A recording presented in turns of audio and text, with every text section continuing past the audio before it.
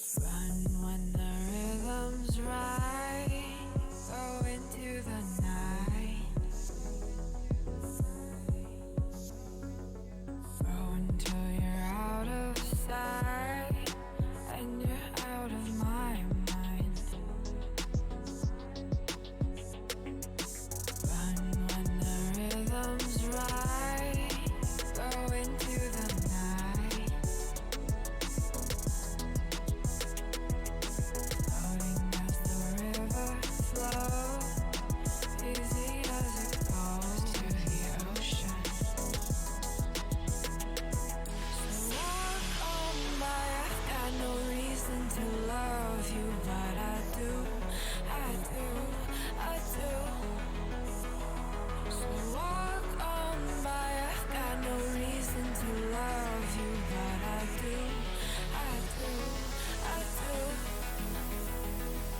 Show me colors of the sky, but all I see is gray. You lost me when you lied. Promise me, but you never try. Secrets in your eye, you go and run, I'll hide. Show me colors of the sky, but all I see is gray. You lost me when you lied. I don't ever wanna be crowned, just another prize. It breaks my heart, heart, breaks my heart, heart, heart, heart, breaks my heart, heart, heart, heart, breaks my heart, heart, heart, breaks my heart.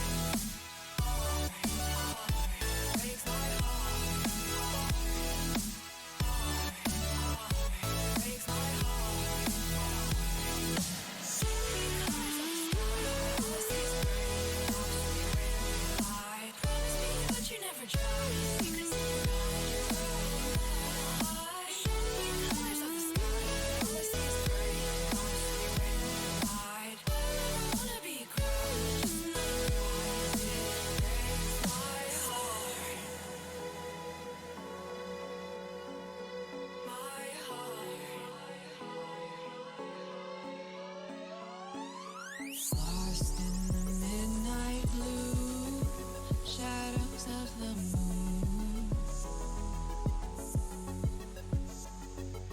Here with open arms for you, feeling something so new. Said with me you'd reach the sun.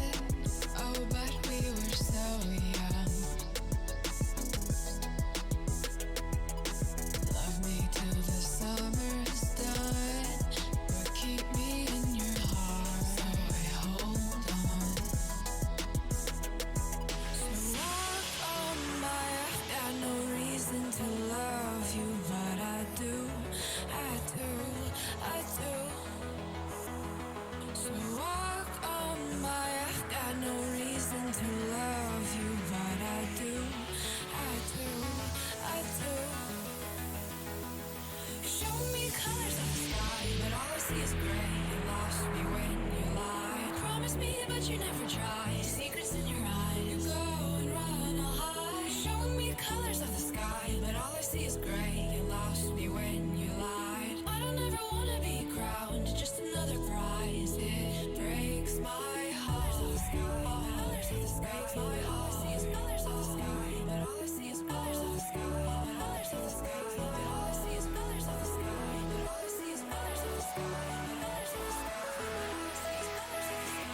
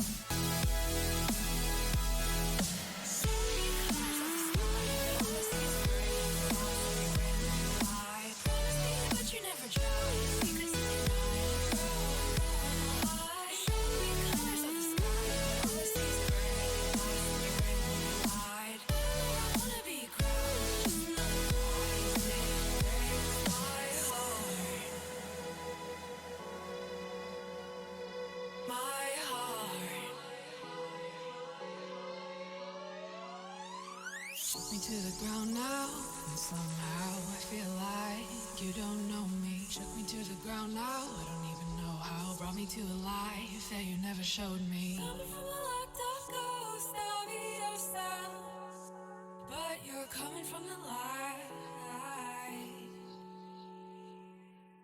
There's more to you than you ever thought there was. Yeah, you're coming from the light.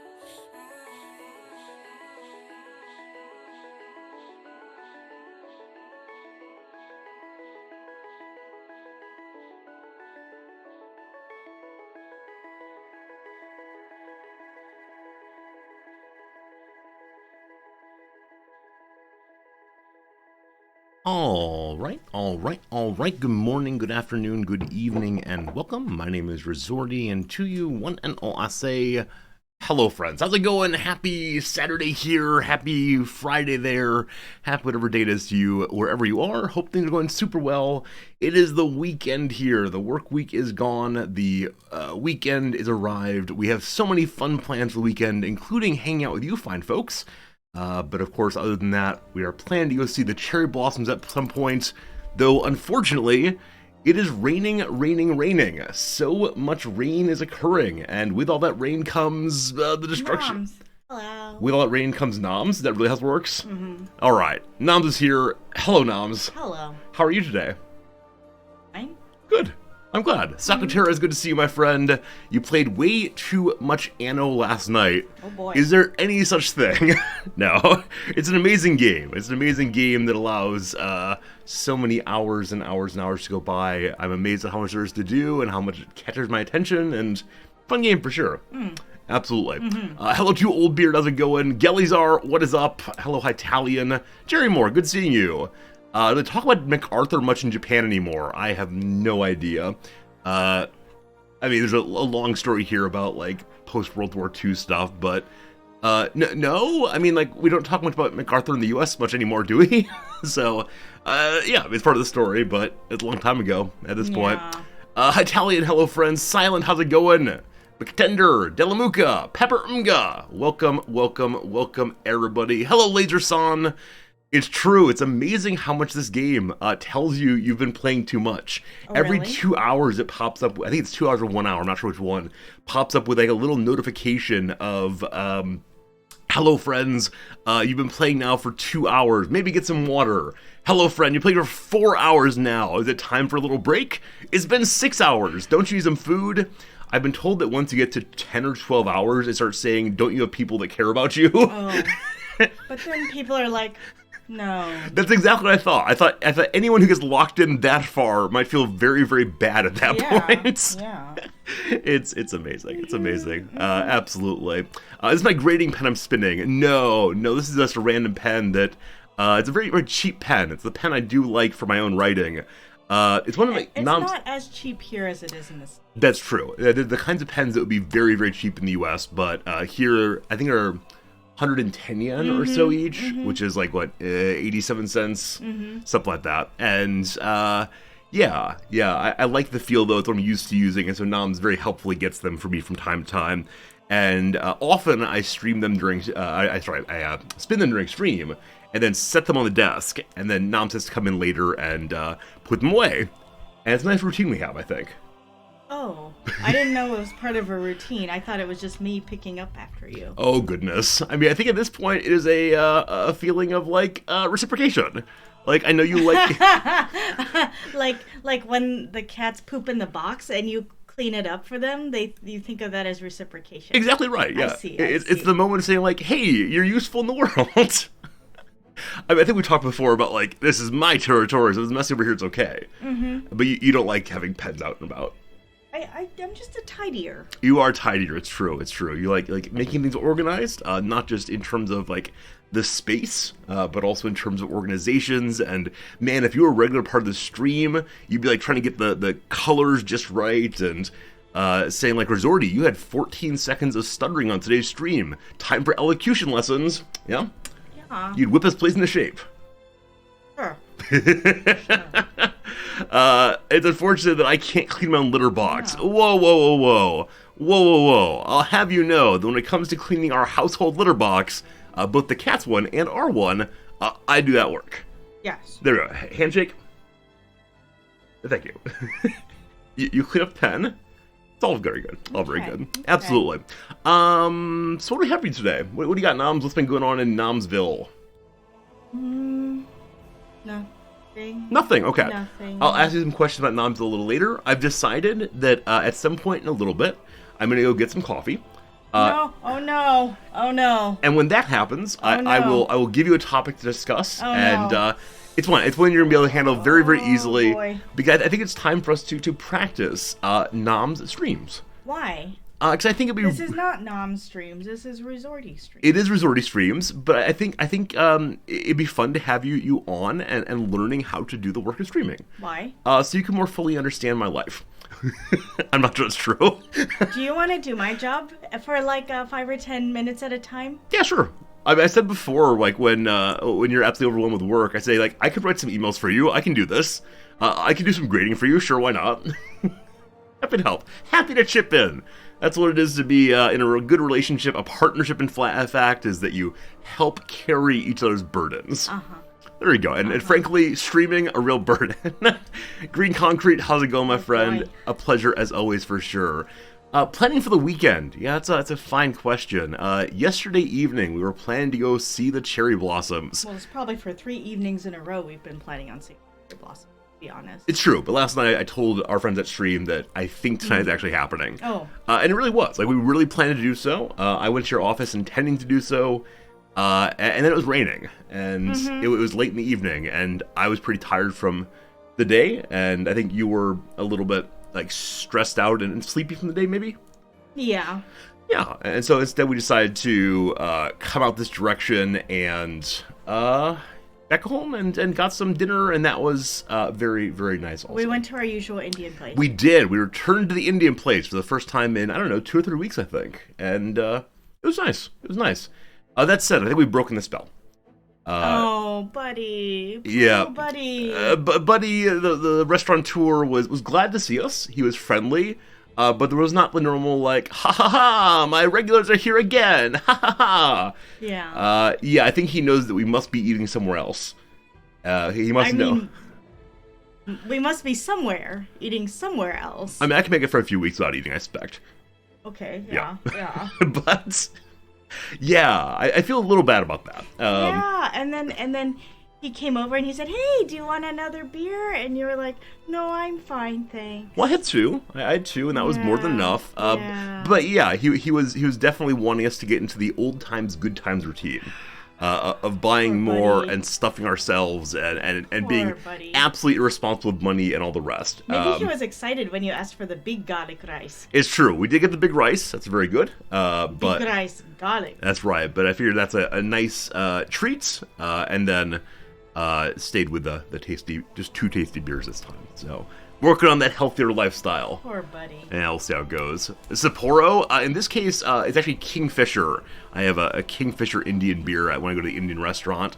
But yeah, Sapporo's often my go-to when we're out and about. Maybe our little buddy is over in his. No, you get Asahi. You get I Asahi. was thinking Sapporo at the Omorai soup place. Oh yeah. Yeah. I wonder if he's on his stream right now, telling people how disappointed he is. Our Nepalese restaurateur is currently at twitch.tv/ right. Nepalese guy complaining about, oh, that American family didn't come in again. He's hustling. He's got to hustle, you know? Like, Yeah, that's good. I bet they don't open up until like lunchtime, which means he probably streams from when they close at 3 a.m. until when he has to get down there at 10 a.m.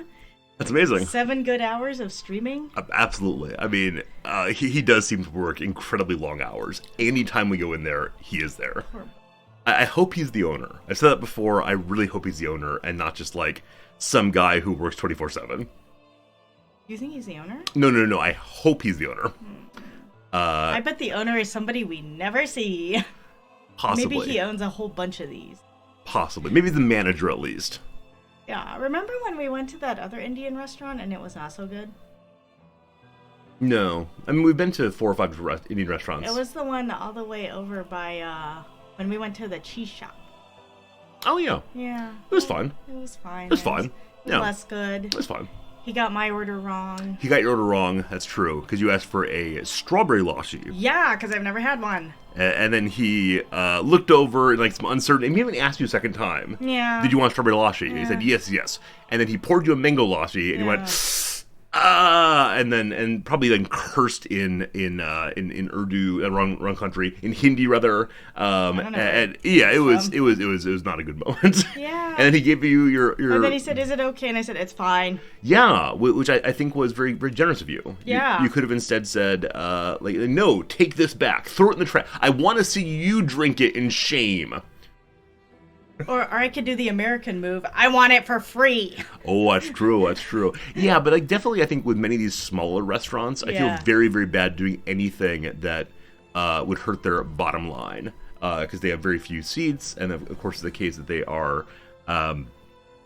sole proprietorships and so on, and yeah. Yeah, the other day we went to our omurice people. We cheated on somebody else and went to our omurice people, and then they felt really bad because they were so crowded that we kind of ate and then left immediately. We didn't get to take it at a leisurely pace, and then they were really, really apologetic. Yeah. I mean, I think this is like the balance between trying to give good service to everyone while also allowing in many everyone's. Yeah, that's how it goes.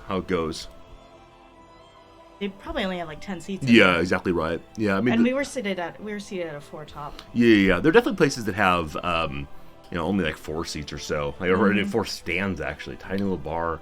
Yeah, I remember when we went to a taco place like that. Oh yeah. I actually didn't take pictures of that place, but yeah, it's a tiny little taco bar where if you want to go to the bathroom, you have to go outside and then back inside and upstairs. You know they're closed now.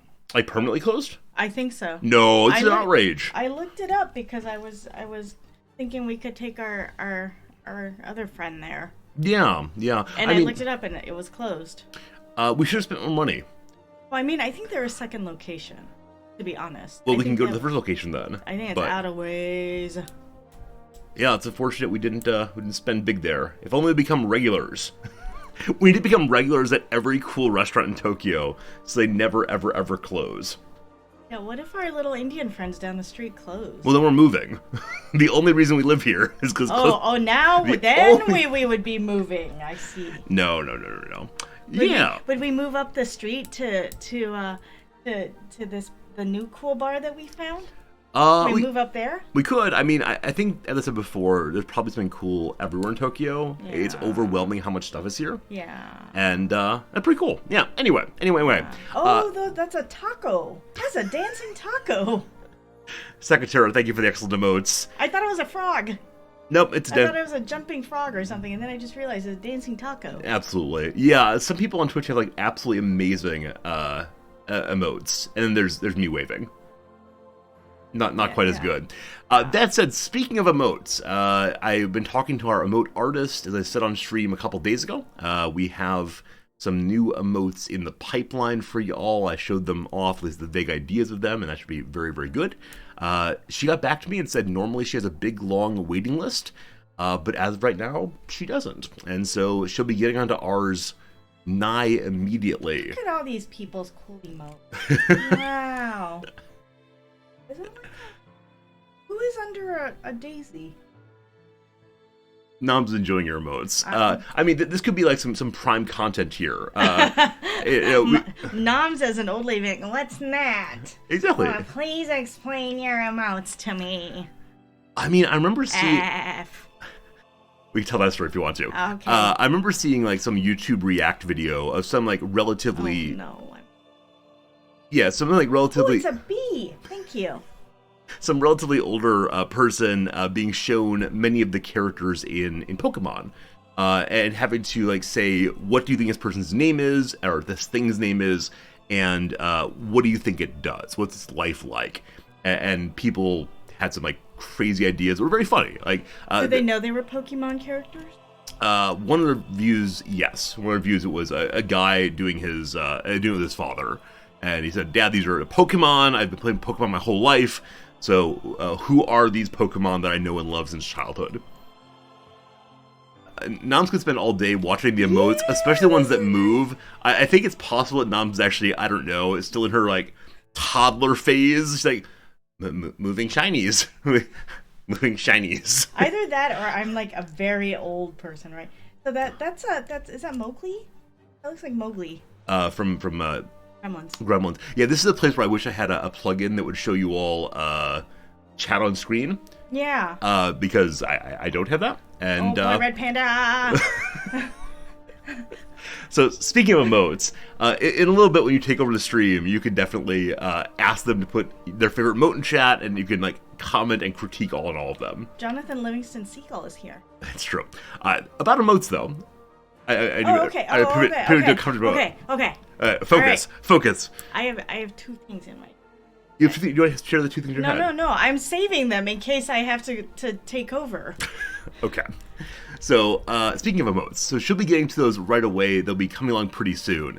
As you know, two of the emotes that have been decided on so far are a sandwich one and a shame emote of some sort to be used in appropriate ways. The third one is being made is a confusion crossword puzzle.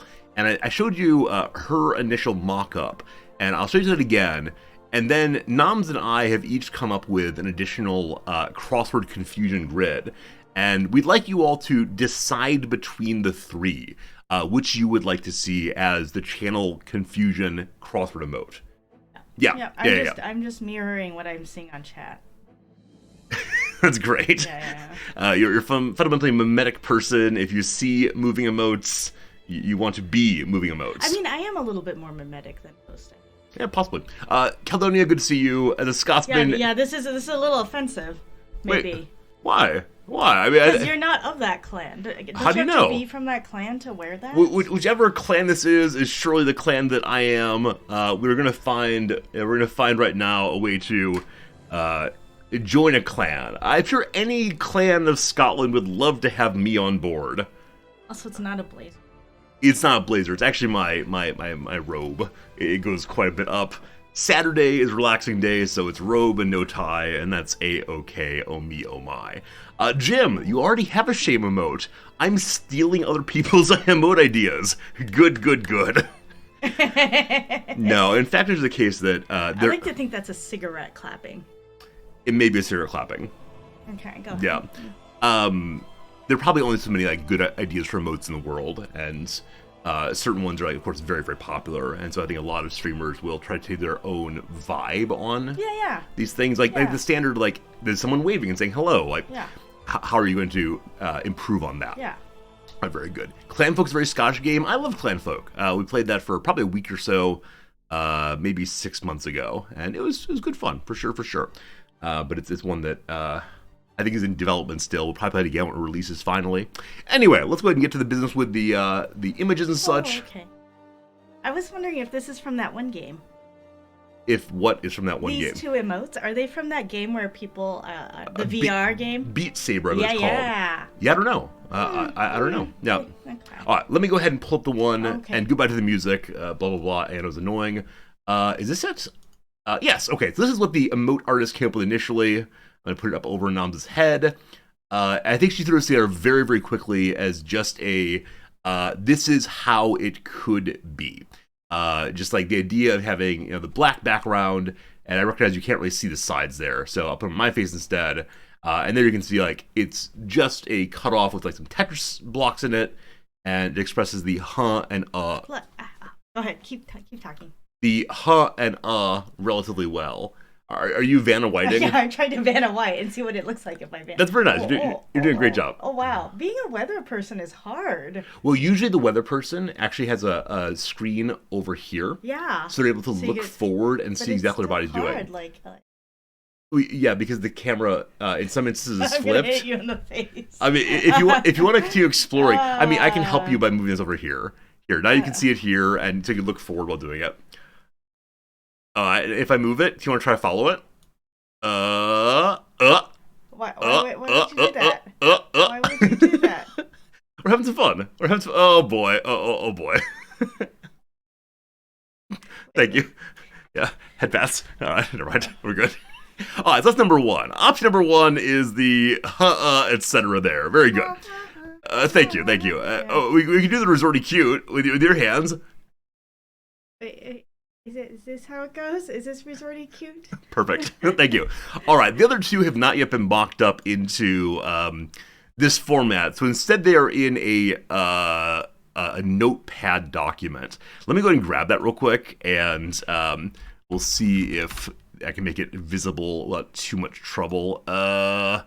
Notepad. There it is. I wonder if everybody who has taught online now thinks of themselves as they're like, oh yeah, I can do this. I can share my screen. It's just like on Zoom. Oh, probably. Okay. Yeah, we're all streamers now. My apologies for your face noms. Here, I'll move to this screen. No, this is fine. It's fine? Okay. This is fine. It's okay. Okay. So It's just like on Zoom where some people are like, no, I want a black box too. That's good. All right. So this is the second one. As you see, instead of having just the huh and the it has the combination of what huh, oh no, whom, a second huh on the down. It's not great to have the exact same word twice, but it does. And then an no and an oh no. Yeah, lots of fun there. The X's because it just looks like X. Sorry. The X's are where black squares would go. Now, possibly the bottom right X there could in fact be a question mark. That's a possibility also. Cool. Okay. And then number 3 right here. Oh boy. Beginning with the same kind of what on top. It's got the when, the ho-ho, the no, and the and a how. There's a little how in there. And an aw. All right, there you go, team. There are 3 of them, and probably whichever one we use is A-OK, just fine, no concerns. But which one do you all like most? Let's go ahead and put a... the AWX. Again, the X is a black square. Yeah, black squares for the X's. I can't make a black square in Notepad. There's probably a way to do so. But yeah, these are both like legitimate crosswords insofar as they have no non-real words. Yeah. Let me go ahead and start a poll, and you can vote. And I'll probably do a poll twice or so, and we'll see over the next couple of days what you prefer. Where. Oh, well, people who run online classes will say, oh, let me open up my Zoom poll and use my poll everywhere. Yeah, I mean, I think the basics of streaming is not terribly difficult. I don't mean to like besmirch what I do for long hours each day, but yeah, I mean, I think people are able to like push this button and do that. Like streaming is so much easier now than it was when it first started. Oh. Because now there are so many tools and plugins and et cetera, et cetera. That's true. There's like teenagers doing preteens. I mean, I suspect that the preteens have always been better because they are like digital natives. That's the phrase we use now. I was just thinking. Sometimes they can't keep multiple things in their head going at the same time. It's true. Right? It's true. So we're gonna call it the. I'm gonna use the word on the down. The first down. So it'll be the puzzle, the whom puzzle, or the when puzzle. And I will show them all again. You have. Can you put all of them next to each other? Oh, you can't. I actually can. I just need to do it this way. All right. So we copy this. Oh boy, this is not a good stream. Paste that. Can you copy and paste? Okay, 1 second. Welcome to White Screenville. This goes like Okay. Oh boy. There's 2. Okay, so we need to. Oh gosh, where's this? All right, so we make this bigger. Now they're both visible. Good. And then up here. There you go. There you go. Okay. But you got to put them in a different order. Oh, okay, wrong order. So scroll up, I want to scroll down. Yeah. Yeah, we got. Somebody who is just now joining is like, what is what? Huh? We're in the Whom? we're in the just chat. When? We're in the just chatting directory, which means that absolute nonsense is always permitted. Okay. Yeah, maybe you're wearing a bikini under that too. You better believe it. All right, so 1 minute's time starting now. The huh is top left. The when is this was not quite. I was gonna say, can people see all of that? Yeah, the when is now on the right side of the screen, and the whom is on the up and down there. There you go, team. If you kindly vote now, I sure would appreciate it. Are you gonna sing? What would I sing? The Jeopardy song is 30 seconds long. The Jeopardy song. Do, do, do, do, do, do, do. Wow, Ha's winning by a huge amount. Now, if you're voting just because it looks better, like in terms of like black colors, the other ones will definitely be colored also. It's not going to be like just here's a note, here's a With notepad X's in screenshot. Yeah, it will look correct eventually. X. But wow, Ha is winning by a huge amount. It is more legible. Like in general, it's less cluttered. It's true. Huh? Okay. Huh? Huh? Huh? Yeah, I mean, so Ha has won, but by a fair amount. Huh? And then the When one is second place, and the Whom one got one vote. One vote. And I would like to now admit the Whom one is my own creation. Had we not voted, you would have gotten the Whom one. Because I liked it. I worked very hard on figuring out words that would fit into that little grid there with only a 4x4. The When one is Noms's. Good job, Noms, on that. You're a victor. And then the Huh one was the quick and dirty thrown together by our crossword artist. Not crossword. Sorry, our emote artist. So maybe I think they probably know something about visual legibility and how people process maybe so. Visual information. Maybe too many words distract from it. So I don't doubt that. I think it's just that I want to be a crossword. I want to be a crossword, and the one in the upper left-hand corner has some defects. It's fine. All right. Sour grapes. Sour grapes indeed. I'm absolutely ready to complain. What do you people know? Welcome to the tyranny of resorting. No, I'll probably ask her to make all three of them rather, and we'll decide again. You wanna retry? We gotta play it again. That's okay. I don't know. It's not that I want to retry or try it again. It's just a matter of I want to see my creation in final form. Is that a reasonable desire? That's fine. Yeah, also, this thing Noms does while streaming has past 3 weeks, I believe. Noms kicks her leg up onto the table. And the table is genuinely at, like, mid-jowl height for her. And, that's crazy. It's comfortable. I don't understand how it's comfortable. I think I could get my leg up to the level it is on you, which is like here, right, just below. Yeah. Below your nose. But on me, that'd be absurd. Are you just showing off? No, remember, this is comfortable. People used to. I was once walked in on while I was grading, when I had both of my little feet on the table. And I was grading in between my two little feet. Yeah. In my office. You definitely do that. I mean, you're a very flexible kid, and you certainly do yoga regularly. That's very exciting. You're starting your private lessons soon. Yeah. That'd be exciting also. Yeah. But yeah. We should go to that place for lunch, though. We can go to that place for lunch if you want to. I think you would like it very much. We're having trouble staying on one track today, Noms. It's okay. It's great. Okay. Absolutely. This is Just Chatting Directory. That's right. Absolute nonsense permitted in Just Chatting. But yeah, I'm always amazed by your flexibility, and I probably shouldn't tell the story, but definitely when you drive on long road trips, you take your shoes off, which is fine, whatever. A lot of people do this. But then you kick your left leg up onto the dashboard. Yeah, well, it's not on the dashboard. It's more like... No one can see that. Yeah, I put it on the armrest. But again, on the left-hand side. Yeah, on the left, because I'm using my right foot, or I may need to use my right foot. So I put my left leg, or my shin area, on what is the armrest for most people. So I'd like to ask, Noms insists lots of people do this. I think a lot of people do this. Do any of you do this?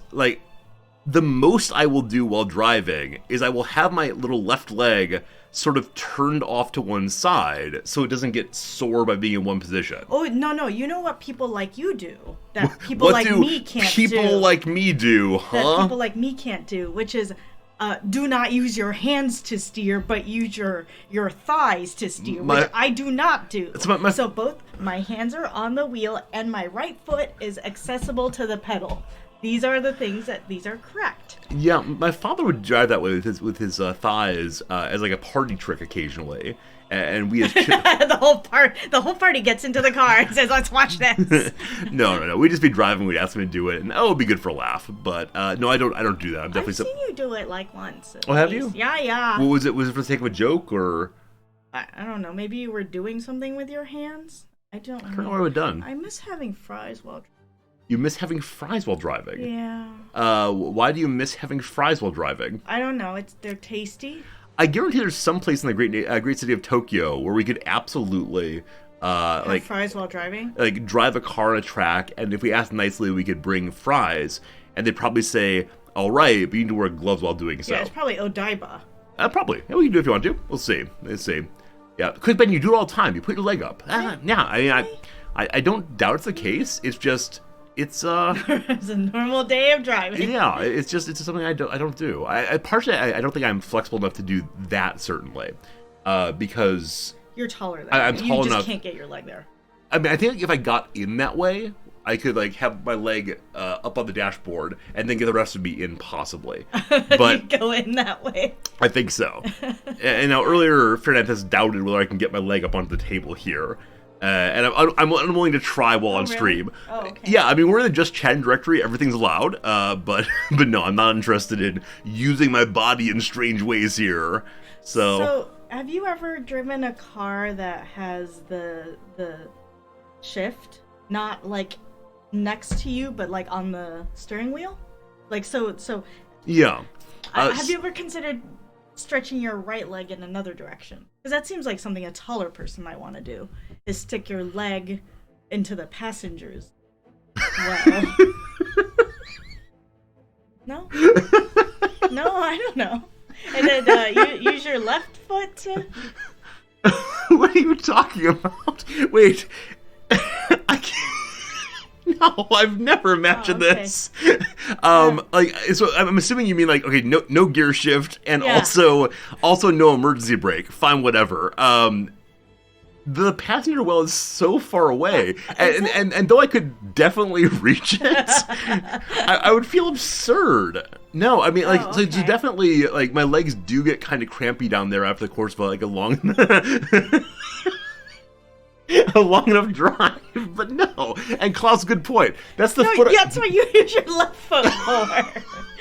Yeah, thank you, Ferdinand. That's with your left foot. Yeah, I mean, or you could put cruise control on. You sit in the middle, and then you drive with your left-hand side of your body. Then you read a book or eat your fries with the right side of your body. What's this game called? This is the Hokey Pokey Car Edition. No, I've never imagined doing this. I appreciate the idea that, like, there are no problems for tall people. It's just the tall people have not yet thought of the correct solutions. Yeah.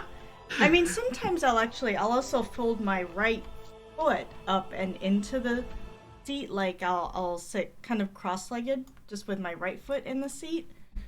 But that's like if I'm on cruise control, and I won't do it for long periods of time because, of course, you're going to need your right foot if something happens. So, have you ever had your right leg folded under you, and then your left foot on the dashboard? No. Wait, why do you say that like it's in principle absurd that anyone would do this? Because then I can't quickly reach the brake pedal if I need to. You need to be able to reach the brake pedal quickly. Well, you have the emergency brake, so you could just lean over and grab it with your mouth. I mean, remember in that car, the emergency brake is also really touchy. Oh, It's really easy to set it off. So yeah, I could probably just like bump it with my elbow. Yeah, it's true. Yeah, I mean, no, our experience is very, very different. I think it's also because I can't have both of them up because then I don't have something to anchor.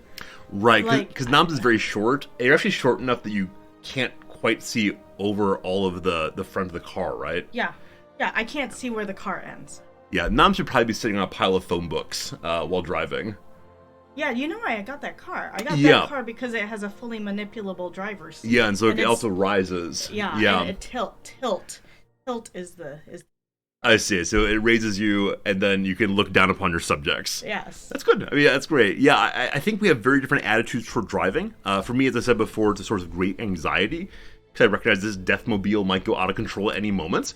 And for you, it's like, I'm just hanging out, enjoying myself. And Yeah, I'm in my living room watching television. in your living room, the exactly. television, which is like a really, really boring driving down. More corn.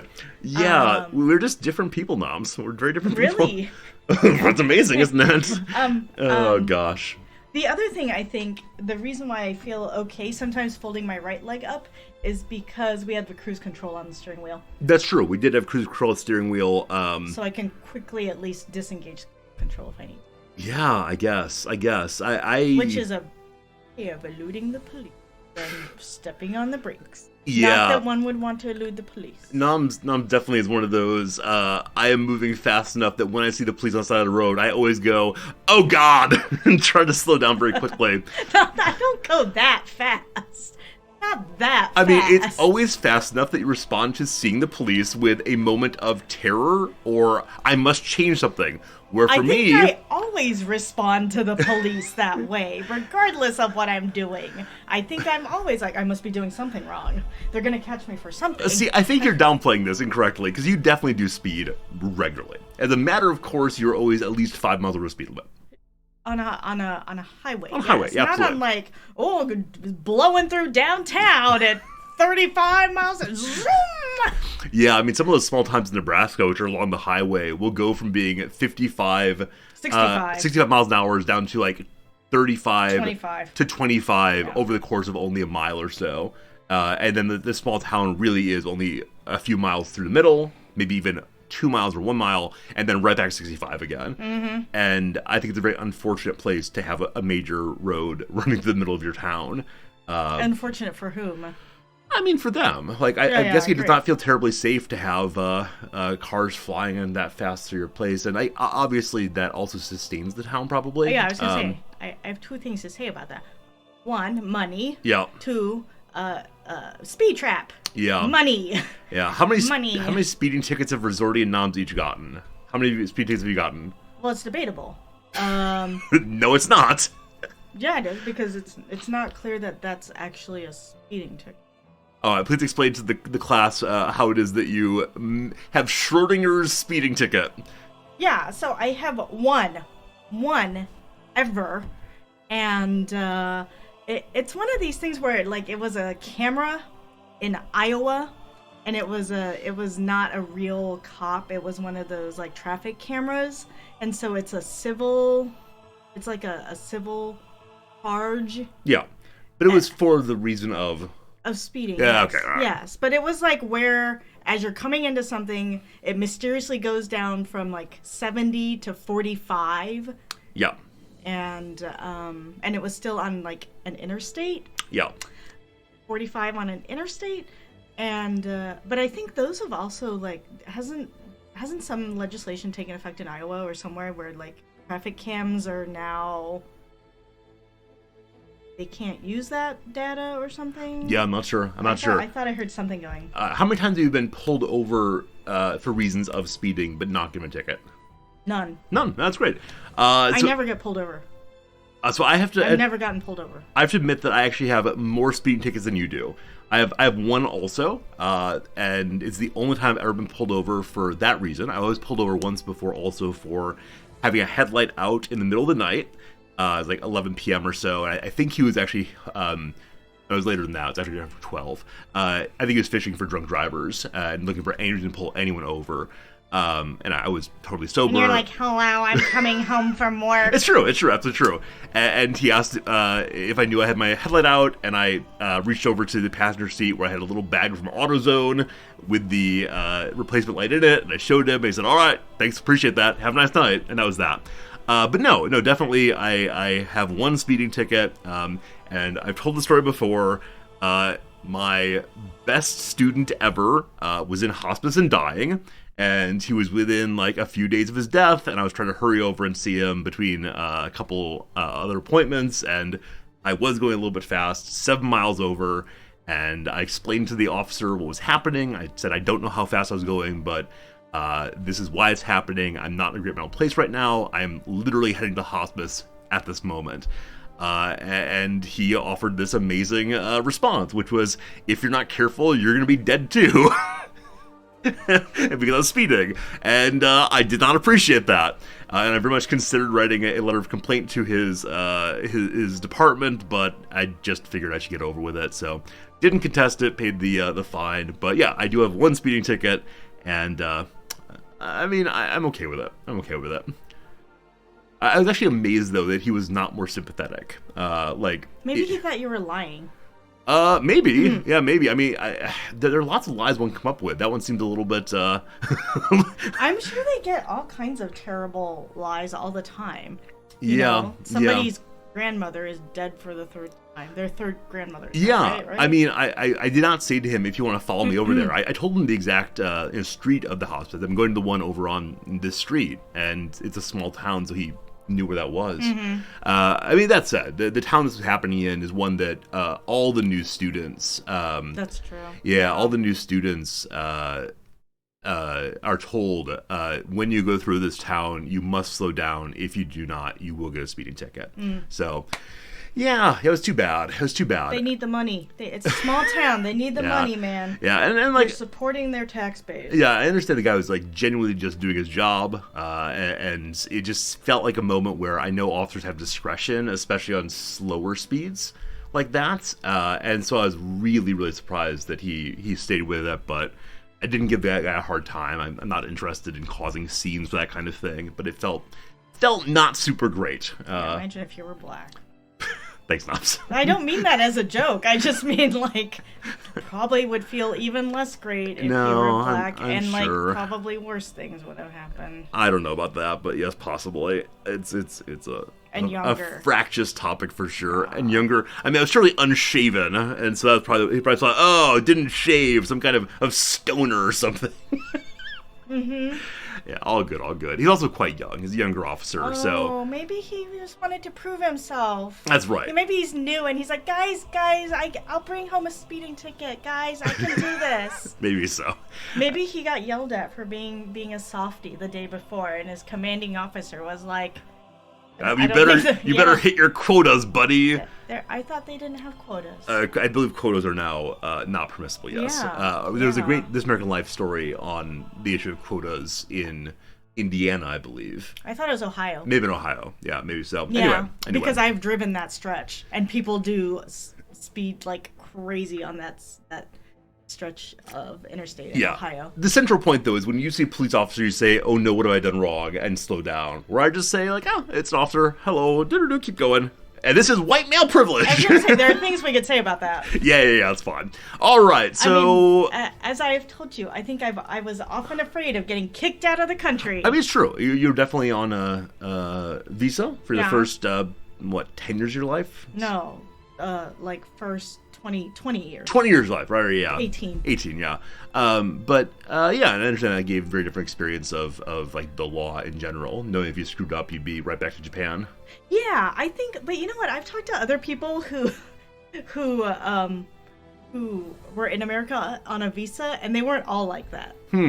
Yeah. Were these people also Japanese immigrants? Yeah, I mean, one is our friend who went there for like graduate school. Yeah, right? sure. And so I think he was older. I think that was a big difference, but yeah. And stuff like that. I think for me, like, also, if he had gotten kicked out, he would have just come back to Japan. If they kicked me out and I went back to Japan, I'd be, yeah, because your parents were in the U.S. Yeah, and also, like, I wouldn't be able to go to school here. I'd be like, hello, I've shown up in Japanese school and I am illiterate. I mean, it's going to go great. You can speak household Japanese at that point. So you'd be able to talk about, like, I would like some food, please. And they say, this is mathematics class. Right. Yeah. Yes, I agree. Yesterday I did say that Nams is not a Japanese citizen. I mean, she's in a very interesting in-between case, right? So I actually told them yesterday, we can't speak too loudly about this or the government will find out. But yeah, so And then you're going to record this and post it on YouTube? I will definitely do so. Yeah, occasionally Nams tells me little secrets, and so if you tell stream, and I never tell it on stream, but... It's like that This American Life episode where Ira's girlfriend goes, oh, you're going to talk about this on your radio show. Exactly right. Exactly right. But yeah, no, I try very hard to like tell people what's happening, but I never tell the big secrets. And it, certainly if you say, please do not tell people about this, I do not say, I think. Yeah, but Japan's one of the very few nations on Earth that it does not allow dual citizenship in principle. So when Nam's at age 20-something? At age 26, became a U.S. citizen. By law, she is no longer a Japanese citizen. That said, these are different governments, and the one on this side, Japan, does not believe in computers for most things, and so there's not any kind of like international network of who's a citizen and who's not. And in my defense, that's why I didn't do anything, because I thought it happened automatically. Right.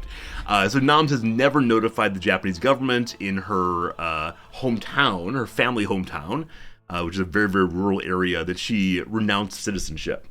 And so she's in this interesting liminal space. And of course this happened like in the early days of the internet, too. Yeah. So in this interesting liminal space where, legally speaking, but by right, you are not a citizen. And yet, the people who care about that do not know about that. And so if you showed up at the like local government services building, you could absolutely say like, "Hi, I would like a passport, please," and they would probably give you a passport. Yeah. Play some copper music, get the VOD muted. Now, I will say there's a lot of people in this space, and there's a lot of people actually, factually carrying two passports. Yeah. So until the age of 20, I believe, you're allowed to have dual citizenship, and at the age of 20, the Japanese government forces you to choose. And but they just have no way of knowing. So there's a lot of people who are. It's like an open secret. Yeah. So the forces were there very interesting. Yeah. So by law, you are told you must choose between your citizenship at that age, and maybe 24. I'm not certain on that. I think like that's the full age of majority here. Is 24 is the age at which you are fully seen as adults. Oh, really? I think I read that somewhere. I'm not certain though. Anyway, you're supposed to choose by law, but a lot of people just don't. Yeah. Sometimes they forget, I'm sure.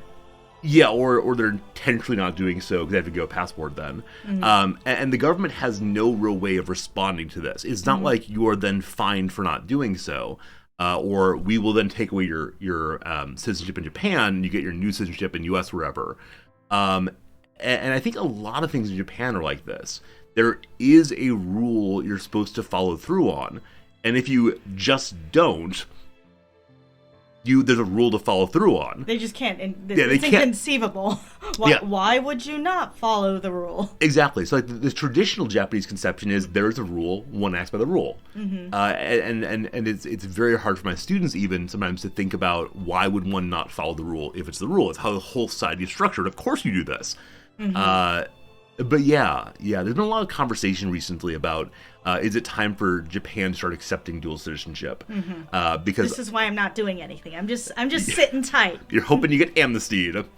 Yeah, and I think part of it is part of it is so many people who are being forced with that question of do you want Japanese citizenship or American, especially, are choosing American. Yeah. They're renouncing Japanese. Even though the Japanese passport is a stronger one right now in terms of how many different countries in the world it can get you into. Because you can get into Iran on it, or the U.S. one you can't. Hey, Charlie Pryor, it's awesome seeing you. Hope you're doing well. Hello. But one of our colleagues went to Iran. Yeah, true. Yeah, true. And you can't do it in U.S. one at all. So we'll see what happens there. We'll see if they find a way to choose both. The interesting question then will be, with that kind of dual citizenship, who gets the taxes? Because, as many of you know, the U.S. is the only country on Earth that taxes all of its citizens, no matter where on Earth you live. So that's going to be it'll be good fun. Now, luckily for under a certain amount of money, if you pay your local government taxes, you don't have to also pay the taxes to the U.S. But if you go over that amount of money, which we the family have, then you got to pay taxes in both countries, and that is an unfortunate fact. Again, it's the only country in the world that does this, I believe. Or it's one of very, very few, at least. Yeah. I was going to talk about how Japan's thinking about reconsidering it, partly because of its declining population. Yeah. And so they're like, how do we get more Japanese people? We have asked our Japanese citizens to make more Japanese people. They're just not doing that. Yeah. So how do we get more Japanese people? Preferably with Japanese ancestry. Yeah, I mean, it is still a little bit of an ethno-state. There's a strong... a little bit might be an understatement. There's strong preference for people to look and have Japanese cultural values. Yeah. Hey, C3BO, thank you much for the 100 bits. I appreciate that a whole bundle. It's for the cats, not for my income. That's a glorious idea. I just need to make the cats our dependents and also put them on stream regularly. Baby Fritz. Baby Fritz is a baby. That's good. It's really a baby. That's good. Or if I bring them on stream, I can then say there's a stream expense to feed them. And if I do that, that's how it goes. Yeah. I mean, so we'll see. We'll see what happens with the dual citizenship thing. I think it's really important. They believe it's really important. They find some way to raise the ethnic Japanese population, and they've tried a lot of things we talked about before. Yeah. And I mean, it's something that because I come from an immigrant nation, like a nation with lots of people, lots of cultures, it's very hard for me to imagine we must maintain what we all look like. And with like standard Western liberal values, it's very, very hard for me to say like. It is preferable to maintain the ethno-state. But I understand why they prefer it. But I think the crazy part is like we have a lot of colleagues who are immigrants to Japan, right? And so they aren't citizens, and then they have children here, and their children are not citizens because of how Japanese citizenship law works. It's by your father's. It's by blood. It's not by land. But I think that it's crazy because there are people who are born here, they're raised here, they speak Japanese, they don't speak English, right? Like, who was I talking to? I was talking to one of our colleagues, and they're American, right? And their kids... Their kids might be American. So if they're American, they get citizenship via their parents... They're American. Yeah. But I mean, this person said to me, "Oh, well, if they want to go study in America, they're going to have to work on their English and get their English up." Right? So they're unable to like function in America, but they're American citizens, but they're not Japanese citizens, even though they're Japanese. Like they're more Japanese cultural. They go to Japanese school. All the rest.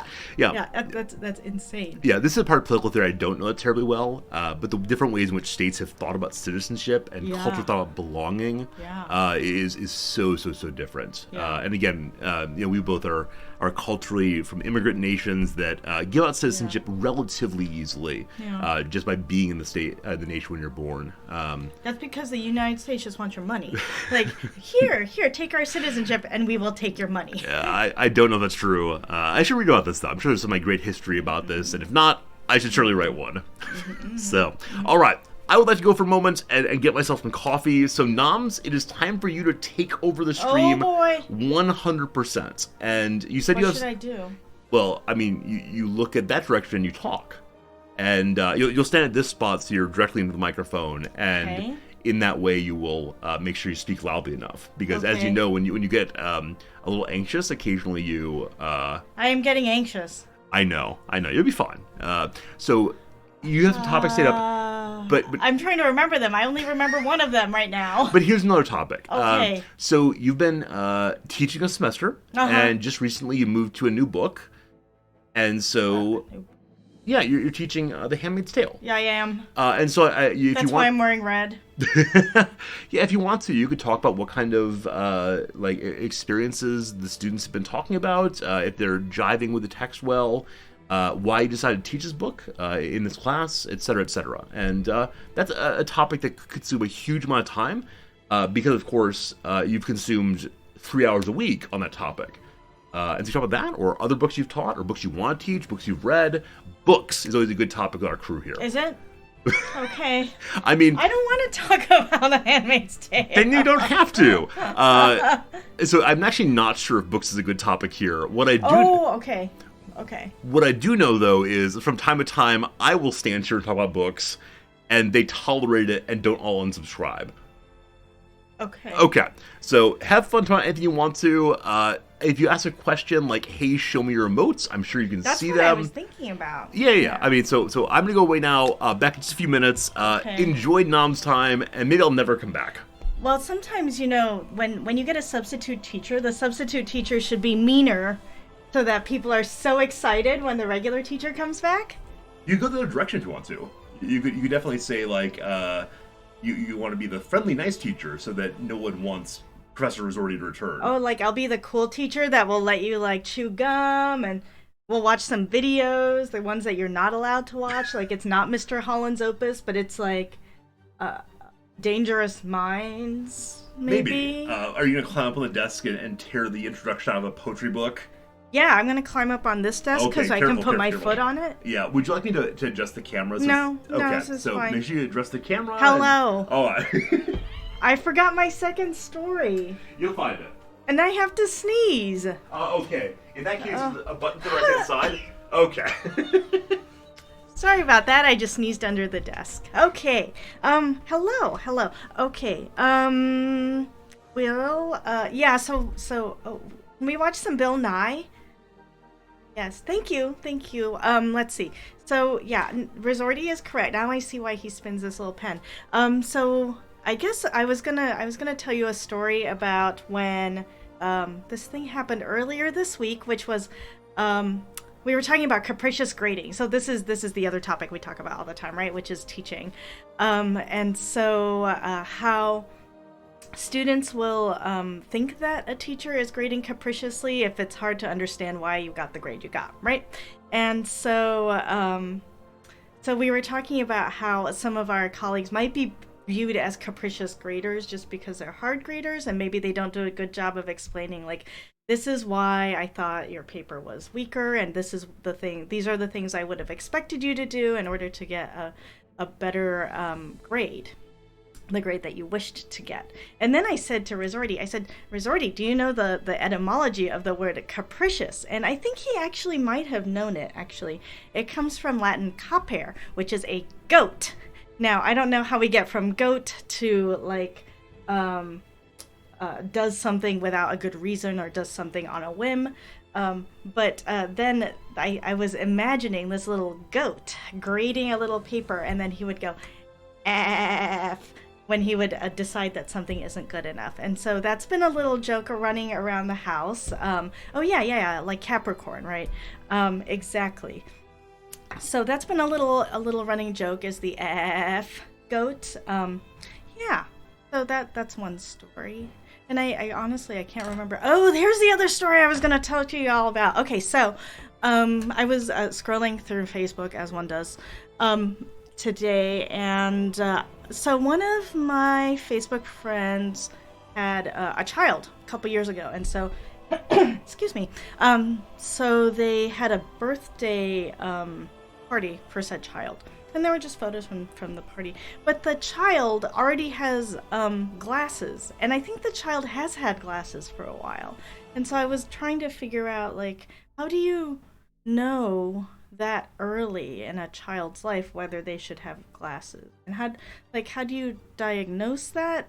And how does the child tell you, like, whether, when you go and get your eye exam, they say, oh, is this better or worse? Better or worse, right?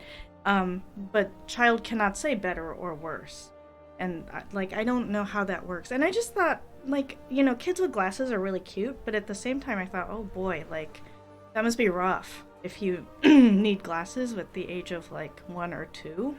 Yeah, so I don't know if some of you have had glasses since you were little, or if you have little ones in your life who have glasses. Just curiosity about how that works. Yeah, so the child just turned 2, and I think I recall seeing photos of said child for a while now with glasses on, and I think today I just realized that this child is just now 2 and already has glasses. And I think, I've heard that, children or babies essentially have really bad eyesight.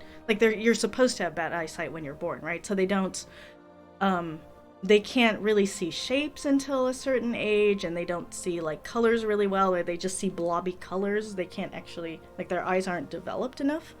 I don't know if it's their eyes aren't developed enough or their brains aren't developed enough, but okay, so I think they do it by attention, says Bob. If the baby focuses on an object longer, the implication is they can see it clearer. Oh, okay.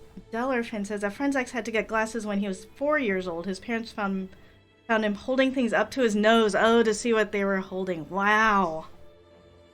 Yeah, I wonder if that's how, right? It's like it maybe as a child starts eating, right? They have to hold things up really close, and maybe that's how you know that they need glasses. The old way of better or worse is outdated mostly over here. That's hardly used for initial measurement. It could be for protection and not prescription lenses. Oh, that's true too. Yeah. So tell me more about this, Sakutera, about how that's outdated, because I think that always drives me nuts when I'm getting my eyesight checked, and then they say, "Is this better or worse?" And at some point, I just go, "Yeah, I don't know. It's about the same, right?" And then I feel like I've done the test wrong, or somehow I'm disappointing my optometrist when I don't have a good answer to that. Yeah, I do need to get new glasses. I've noticed that I am now at the age where I need. I don't know if I need bifocals, right? But I'm starting to hold things a little bit farther away, and I've heard for some people that means it just like evens out so that you need weaker lenses, but then like some people obviously need bifocals because then you can't see things far away or close. Okay. I always hated the eye puff machine, says Bob. Yeah, I did too. I hate it so much that they like let me opt out of it, actually. Because they'll try it like, I don't know, 3 times or 5 times, and then I will be unsuccessful, and so they'll just say, okay, never mind, we'll move on. And I think now too they have don't they have like a little laser thing too that does the same work as the eye puff machine? I think actually when I most recently got my eyes checked, they had like a little laser thing that would take a picture of the inside of your eyeball, whatever that's called, instead of the eye puff. No, that's for pressure. Don't you feel like the last time we got our eyes checked, we didn't have to get the eye puff? I did. You did? Yeah, okay. Yeah, they have a new technology that doesn't require that test anymore. Thank you, Klaus. Yeah, I thought about that. Oh, cool. What does the puff do? Yeah, the puff I think measures eye pressure, which I think is that's not glaucoma. I don't know, actually. Yeah, I don't know. I was legit traumatized by some of those tests as a kid. Yeah, so now I'm super twitchy and can't get anything done. Yeah, I'm not very good at, well, this is why I don't have contact lenses, too. Like, I can't do that. But, I'm also bad at eye drops. You are. You're good at eye drops. Thank you. You had to use eye drops yesterday. Yeah, because... Would you like to tell them why? Sure. I was, cleaning the cat litter, as one does, as a responsible cat owner who keeps things nice and clean and does work around the house. And I poured new cat litter into the cat box. It was time for that. And here in Japan, it comes in a plastic bag. I think in the U.S. does it also. And I had the plastic bag emptied and was going to fold it up to put in the trash can. And as I went to fold it up, I squeezed it a little bit, and my face was directed towards the opening, and suddenly cat litter dust all over my face and in my eye, and that felt pretty terrible. Mm-hmm. Yeah, the particular angle, my glasses did not protect me, so that's how it goes. High pressure is glaucoma. Oh, good. I'm glad I actually learned and retained information correctly. That's amazing. Yeah, I think you'd probably do well playing science games on stream. Where I play science games, they have to hear me attempt to remember what happened back in 7th grade physics. Yeah, I don't know. I feel so bad at science. The last time I legitimately actually took science, I don't know, 9th or 10th grade. I took science classes. Obviously, I took science classes all 4 years in high school, and I took some science classes in college. But I feel like those, I don't know. They weren't for majors, and so they were often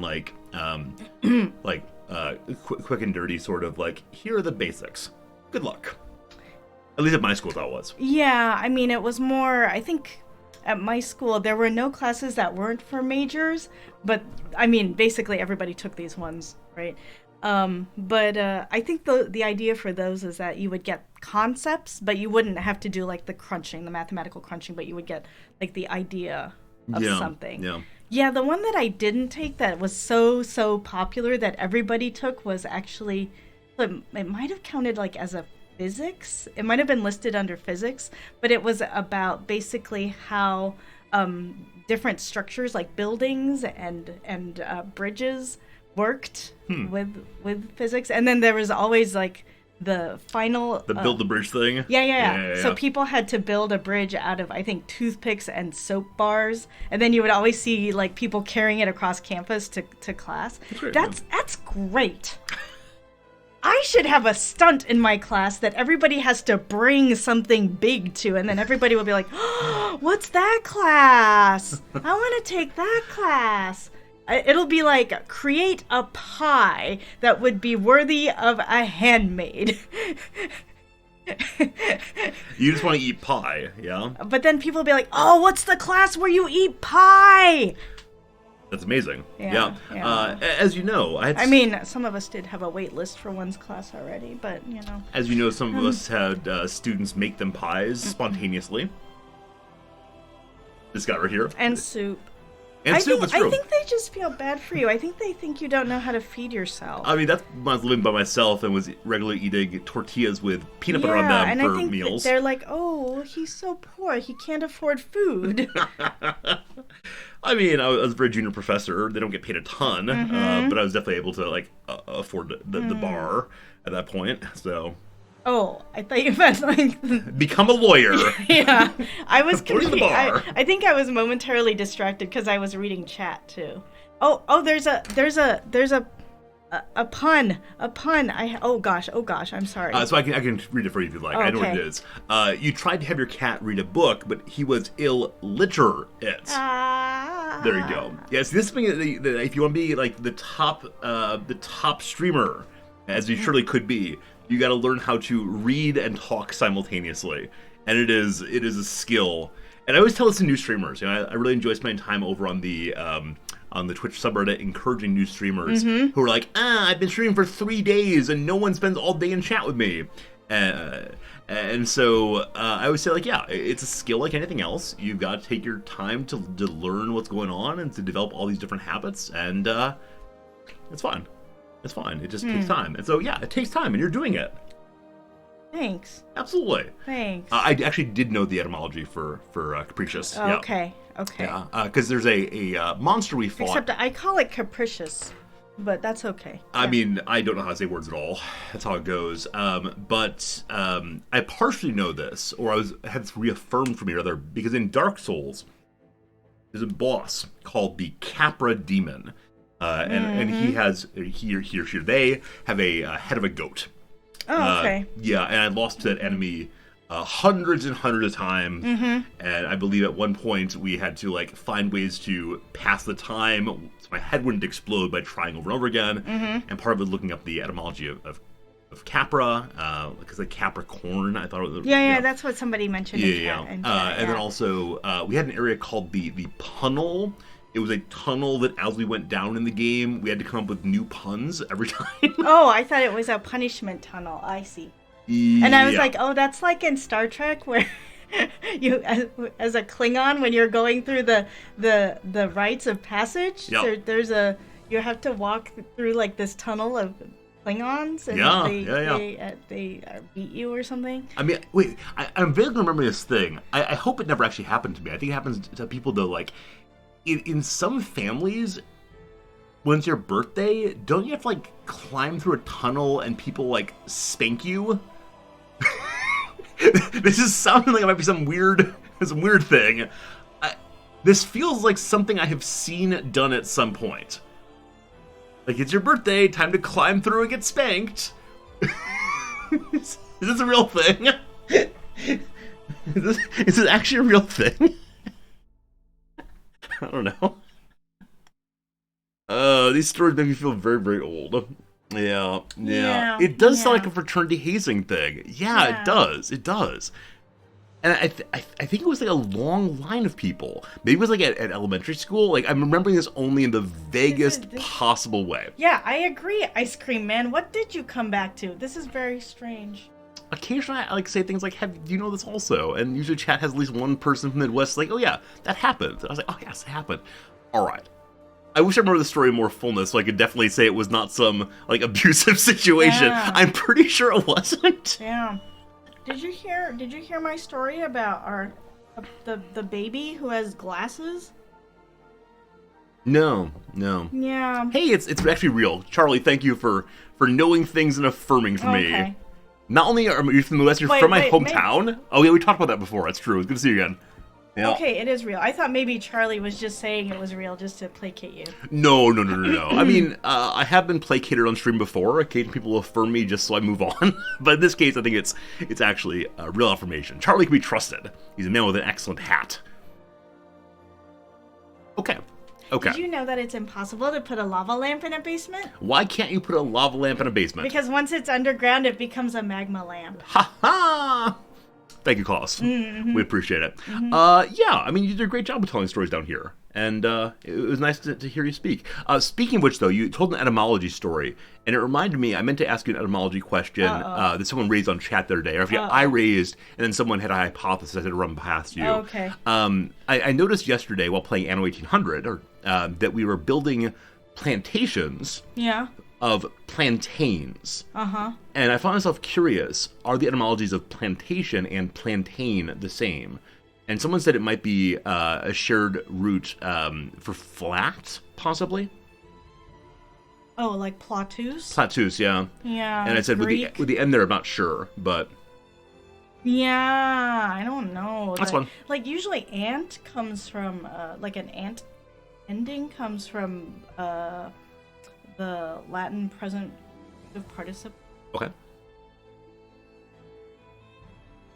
It's okay if you don't know. It No, could I also don't know. I just have be to look like it up. whatever Yeah. plant is. Yeah. I mean, I would assume plantation probably comes from plant. Yeah. I don't know about plantain just because I think in Spanish it's called a plátano with no N. Okay. Isn't Plato silver? Oh, I thought it was a plate. A plate? So maybe it's a plate. We don't know Spanish at all, even though... Once upon a time. I mean, this is terrible. We did take high school Spanish. Like 4 or but, 5 years. I took 3 years. It's been a long time, but... Yeah. Platano is banana. Okay, I mean, good. Plantain, banana, good. Plantain, banana, good. Yeah, because plantains are kind of banana, right? Yeah. Are you going to just find an etymology dictionary? No, I'm just going to get my Latin dictionary. Oh, okay. So back in the old days, Noms used to have her absolutely ginormous what is it called? The Cambridge Compendium of All Things Latin. Called the Oxford Latin Dictionary. The Oxford Latin Dictionary. That's right. Not the Cambridge. Oxford is so angry at you. I'm not Latinist. Someone told me this funny story. Let me finish that part. Okay. Yeah. So initially, when I moved in with Noms and was streaming from there, the table I was using was not quite tall enough for my height, and so I took Noms's giant Latin book and giant Greek book and used them to raise my monitor. I eventually replaced them with more appropriate things, but for a period, I was very, very glad to have liberated them from the shelves inside of the inside the library in our house. And I used it while I was on Zoom. It's true. Yeah, when Nom's doing her interviews, she raised it the same way. There's some good books. Unfortunately, we're back in Chicago with so many of our other books. It's the one thing I do miss quite a bit. We used to have a bunch more books available, but now they're in boxes in the U.S. Maybe someday. All right, pretty soon here I need to say goodbye and get to the video games. Noms, you had a story you want to tell about Oxford and Cambridge, apparently. Yeah, I forgot. Unfortunately, I forgot all of it. Oh, or sorry. Almost all of it, except that somebody was telling me that... Man, I get told a lot of stories every day now, and so I forget. Somebody was telling me that... so popular. Someone graduated from Cambridge, did lots of amazing things with their life, but then, Cambridge never, or Oxford never gave them an honorary doctorate, and so when they died, they left their papers to the other institution. Oh, I saw this also. This? I read this just the other day. Yeah, maybe you're the one who told me about this. Yeah, I'm sorry I forgot who it was, but yeah, it was Margaret Thatcher. Yeah. Oh, yes. Yeah, Margaret Thatcher was reviled by her own faculty for practically obvious reasons, and so when she died, she left her papers to the other major English university instead as a slight against the place she had her degree from. Yeah. Yeah. It's apparently revealed in a great 3-volume biography of Margaret Thatcher that I... A what? Yeah, you don't like how I say the words biology and biography. I don't know why I pronounce them the way I do. It's just what stumbles out there. Anyway, I plan to read those at some point. They're down the pile. Yesterday I did start the Mishima book. I was planning to read. Is that his name, Mishima? Mishimai? Confessions of a Mask, it's called, which a student recommended to me. It's a difficult book. It's definitely a person revealing a lot of pain and heartache and so on, but I'm getting something out of it about my students, and that's what counts. Hey, Taryn the Terran, welcome back, my friend. This is indeed Mrs. Resorti, the second Dr. Resorti, I assume, Noms, N-O-M-Z. The second Dr. Resorti. Yeah. Do you want to be the first Dr. Resorti? I got my doctor before you did. I was Resorti before you were. Anyway, are we pulling etymology still? Yeah, we'll work on the etymology of the word play. Here we go. Exists, who actually teaches Akkadian, has got some good stuff for you there. Teaches Akkadian? Yeah. Wow. Now, I don't remember if Exist is teaching Akkadian just a semester, or if that's a specialty. But Exist is a language person. I saw the same thing too. Yeah. Okay, so it comes from planta, the flat of the foot. That's delightful. Like plantar warts. Yeah, that's I assume. redundant, I guess. Yeah. I assume that's what it's called. Plantar. Yeah. That's probably plantar. Yeah, plantar. A medieval China person. Got it. Yep. A medieval China person? Does yes. that mean that they're peasant out in?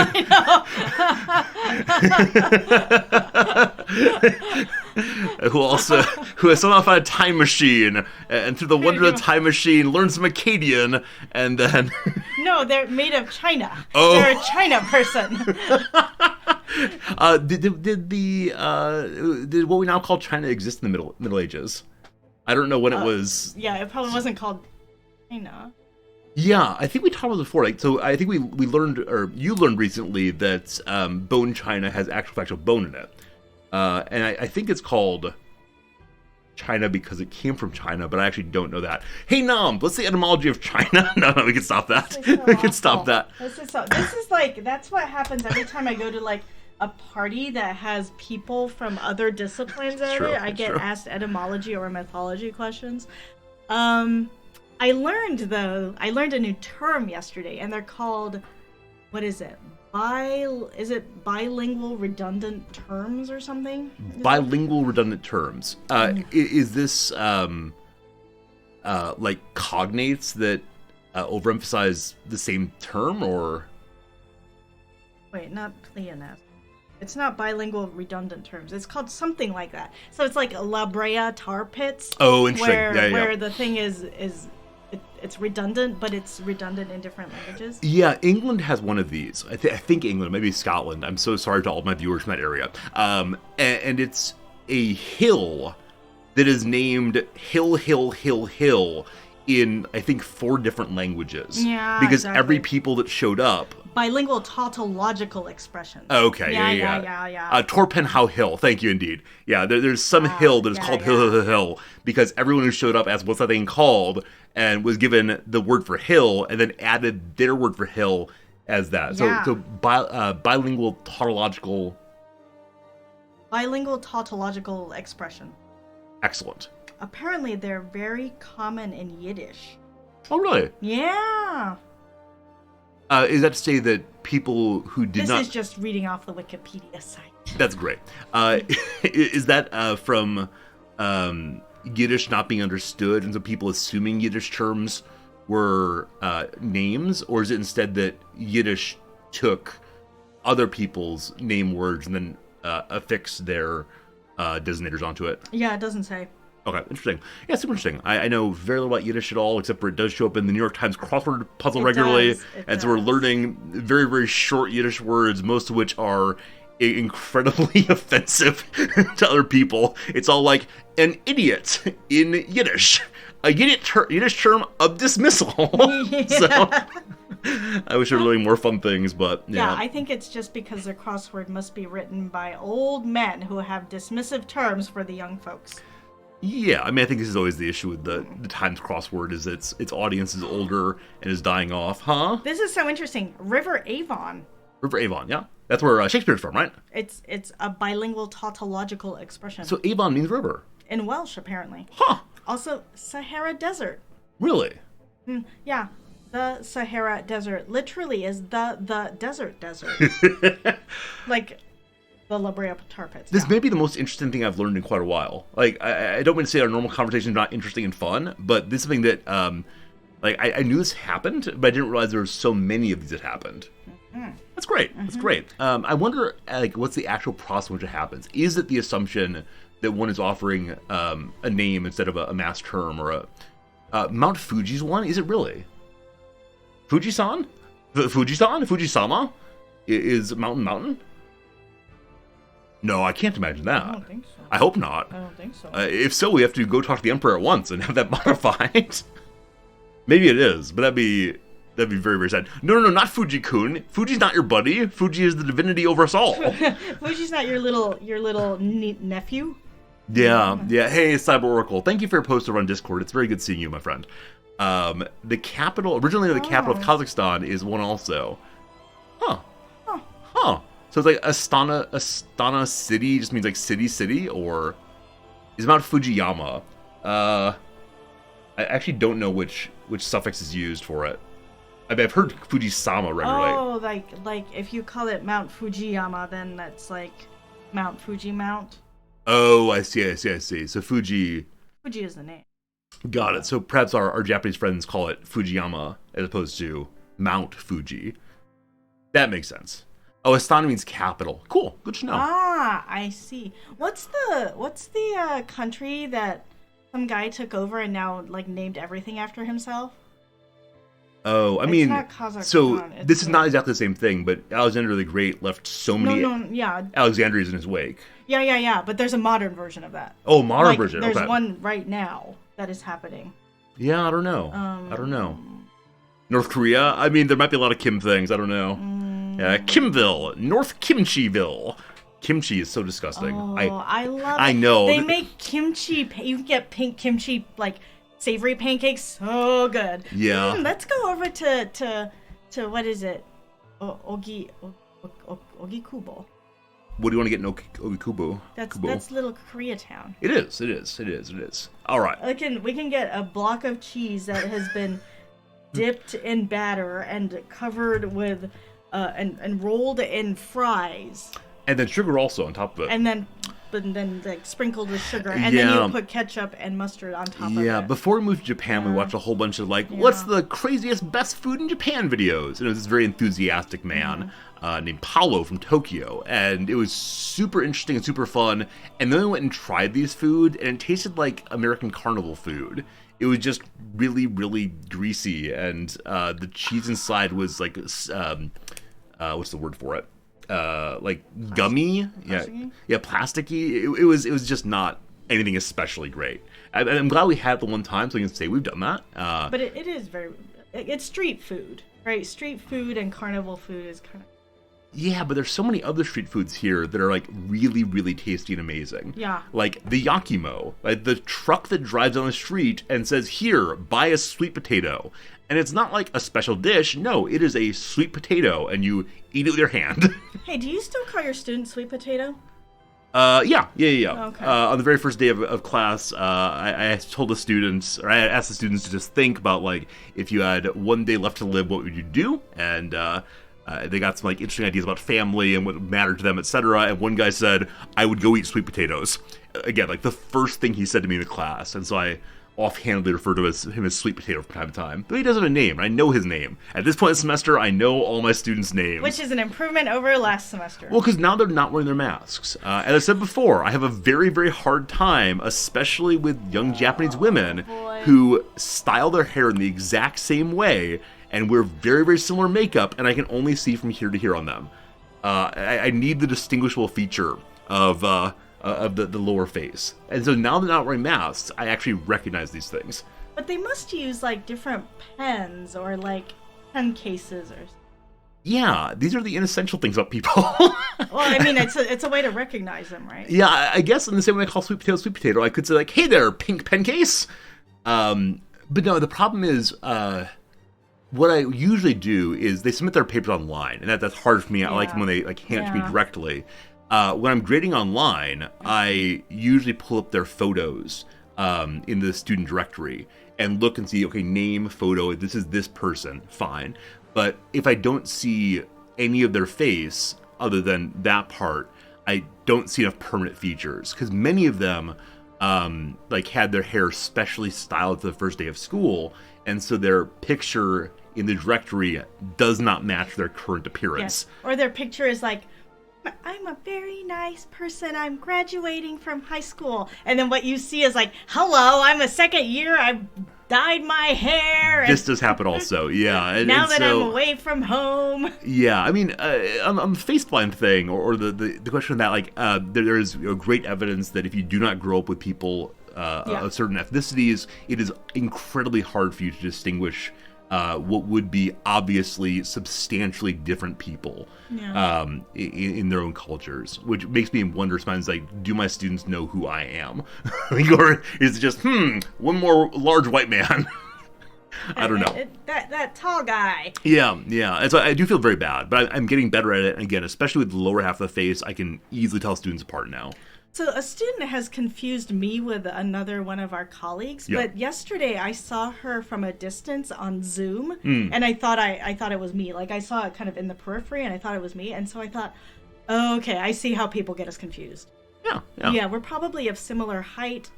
Builds. Yeah, maybe about similar age. She's a little bit older than I am, but probably... Yeah, and similar hairstyle most of the time. You also did not grow up around a lot of Japanese people. Yeah. And so I wonder, are you susceptible to not being able to tell Japanese people apart, including yourself? Yeah, I'm like, oh, is that me? Oh, wait, no, that's not me. Is that a mirror? I don't understand object permanence. Am I subjectively experiencing this? I'm not sure. Yeah, I mean, but that, at the same time, like, I knew my students by the end of the first week. Yeah, it's true. But you had them handing things in to you. I constantly hand things back to them. Yeah. I want to go back to that, but as you know, I mean, so you give them a notebook to write in for like daily reflections. I normally have them turn in once a week reading a reflection, and so they would need to print that out. And here, of course, we charge money for printing, and I don't want them to do any more financial burden on the students. So that's what we do online. As long as I don't confuse noms with other people. So the truth of it is, the first week we were here in Japan, I had a few moments of, oh gosh, the way I normally pick noms out of a crowd is she's the only person of 5 feet. And she's also the only Asian person in the entire world of our town. And then I was like... I mean, there were like 3 other ones. There were. They still are there. Yeah, but like we were in a major Japanese bookstore, and I said, okay, time to go find noms. I have my books I want to buy. And I looked up and I said, oh no, they're all 5 feet tall and they're all Japanese. And I found you very quickly, but it was just a moment of, oh wow, the kind of like fallbacks I have are so useless here. Yeah, now you know how hard it is for people who are married to white people in America. Oh gosh, how do I find my wife now in the supermarket? That's exactly That's what it's why like. all the men in the mall are like that, right? They're just sitting outside in the hallway on the massage chairs. Waiting for someone to come collect them because they can't tell who's who. That's right. Yeah, no, it's just it's an interesting transition things. Anyway. It's Turkmenbashi was who I was thinking Turkmenbashi. What nation is that? Turkmenistan. Oh, yeah, okay, right. 1985 until his death in 2006. Yeah. Yeah. There's a Korea stand-up comic that talks about losing his dad immediately upon exiting the airplane in Seoul. Exactly. Exactly. It is just this moment of, well... So, yeah. On the other hand, Nam has no problem finding me in the store. I do tend to tower over I mean, most I have people. no problems finding you in the store because you are probably attached to my elbow or something. Like, I mean, he's right here. Yeah, I think the bookstore is the one place we wander separately. Yeah. Because the other kind of stores we go to usually are either like stores you're really into and I'm just kind of hanging out. Like when you go to the stationery store, I say, I'll have some Bic pens, thank you, I'm fine. where Fair Noms does go through and look at every single pen. Not look at every single pen. Cast- I don't look in the marker section. That has nothing to Sorry. do with me. In every single normal writing pen area, except maybe not the book, not the Bics. Yeah, exactly. Cyber the Loft, the Atoya, these giant buildings. I was speaking ill of a neighborhood in Tokyo recently, Ginza, which is like the big shopping area with like the fancy stores and all the rest, and it's just a little bit too much for me. It's the traditional fashion district, yeah. Yeah, and I said like, if we never go to Ginza again, I'm fine. And Nam said, but there's a 7-story high stationery store there. We have to go there. That's the home location of Itoya. Yeah, and if I avoid that one forever, I'm fine. I mean, there are some things that I've considered going and getting for your birthday. I might do that, but for me, no. I do not enjoy that store because, again, I just don't have the appreciation of pens you do. When it's time for me to write, I look around and say, oh, nearest pen, here I go. Where for you really think about like the depth of the ink, like how resonant the colors will be, how the feel of the nib will go. And I just don't have. In the same way I drink garbage coffee and you engage in like the careful conversation about oils and roasting, I'm no idea. Yeah. Different people. Yeah, I have to write some thank you cards or congratulations cards, and I know that the paper is kind of slick. Yeah. And so I know I have to use a ballpoint on that, otherwise it's going to... Yeah, and as I've mentioned previously, I'm still not sure I could pick a ballpoint pen out of a lineup. Like I understand. It has a ball. I'm aware. I understand the concept, but at a quick glance, I often do not know what kind of pen I'm using. That's how it goes. Have I listened to the Pen Addict podcast?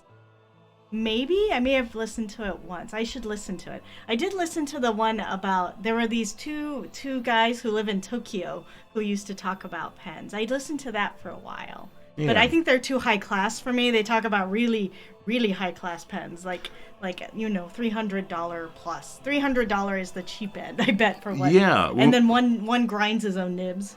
That's right.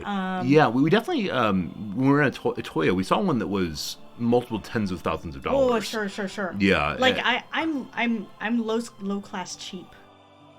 I mean, in some sense, yeah. I mean, you do like have strong feeling what you want to use, but do you have a daily driver pen? So, my current daily driver actually isn't here. It's a multi pen that Riz Mama got me. Yeah, true. Yeah, it's a multi pen, but it's I think it's a big name pen. Like I think it's a Pilot or some sort of. Yeah. Yeah, Nam's really enjoys having all those colors right there right away. And yeah, and it has a pencil function as part of the multi-pen. So it's 4 colors plus pencil plus eraser.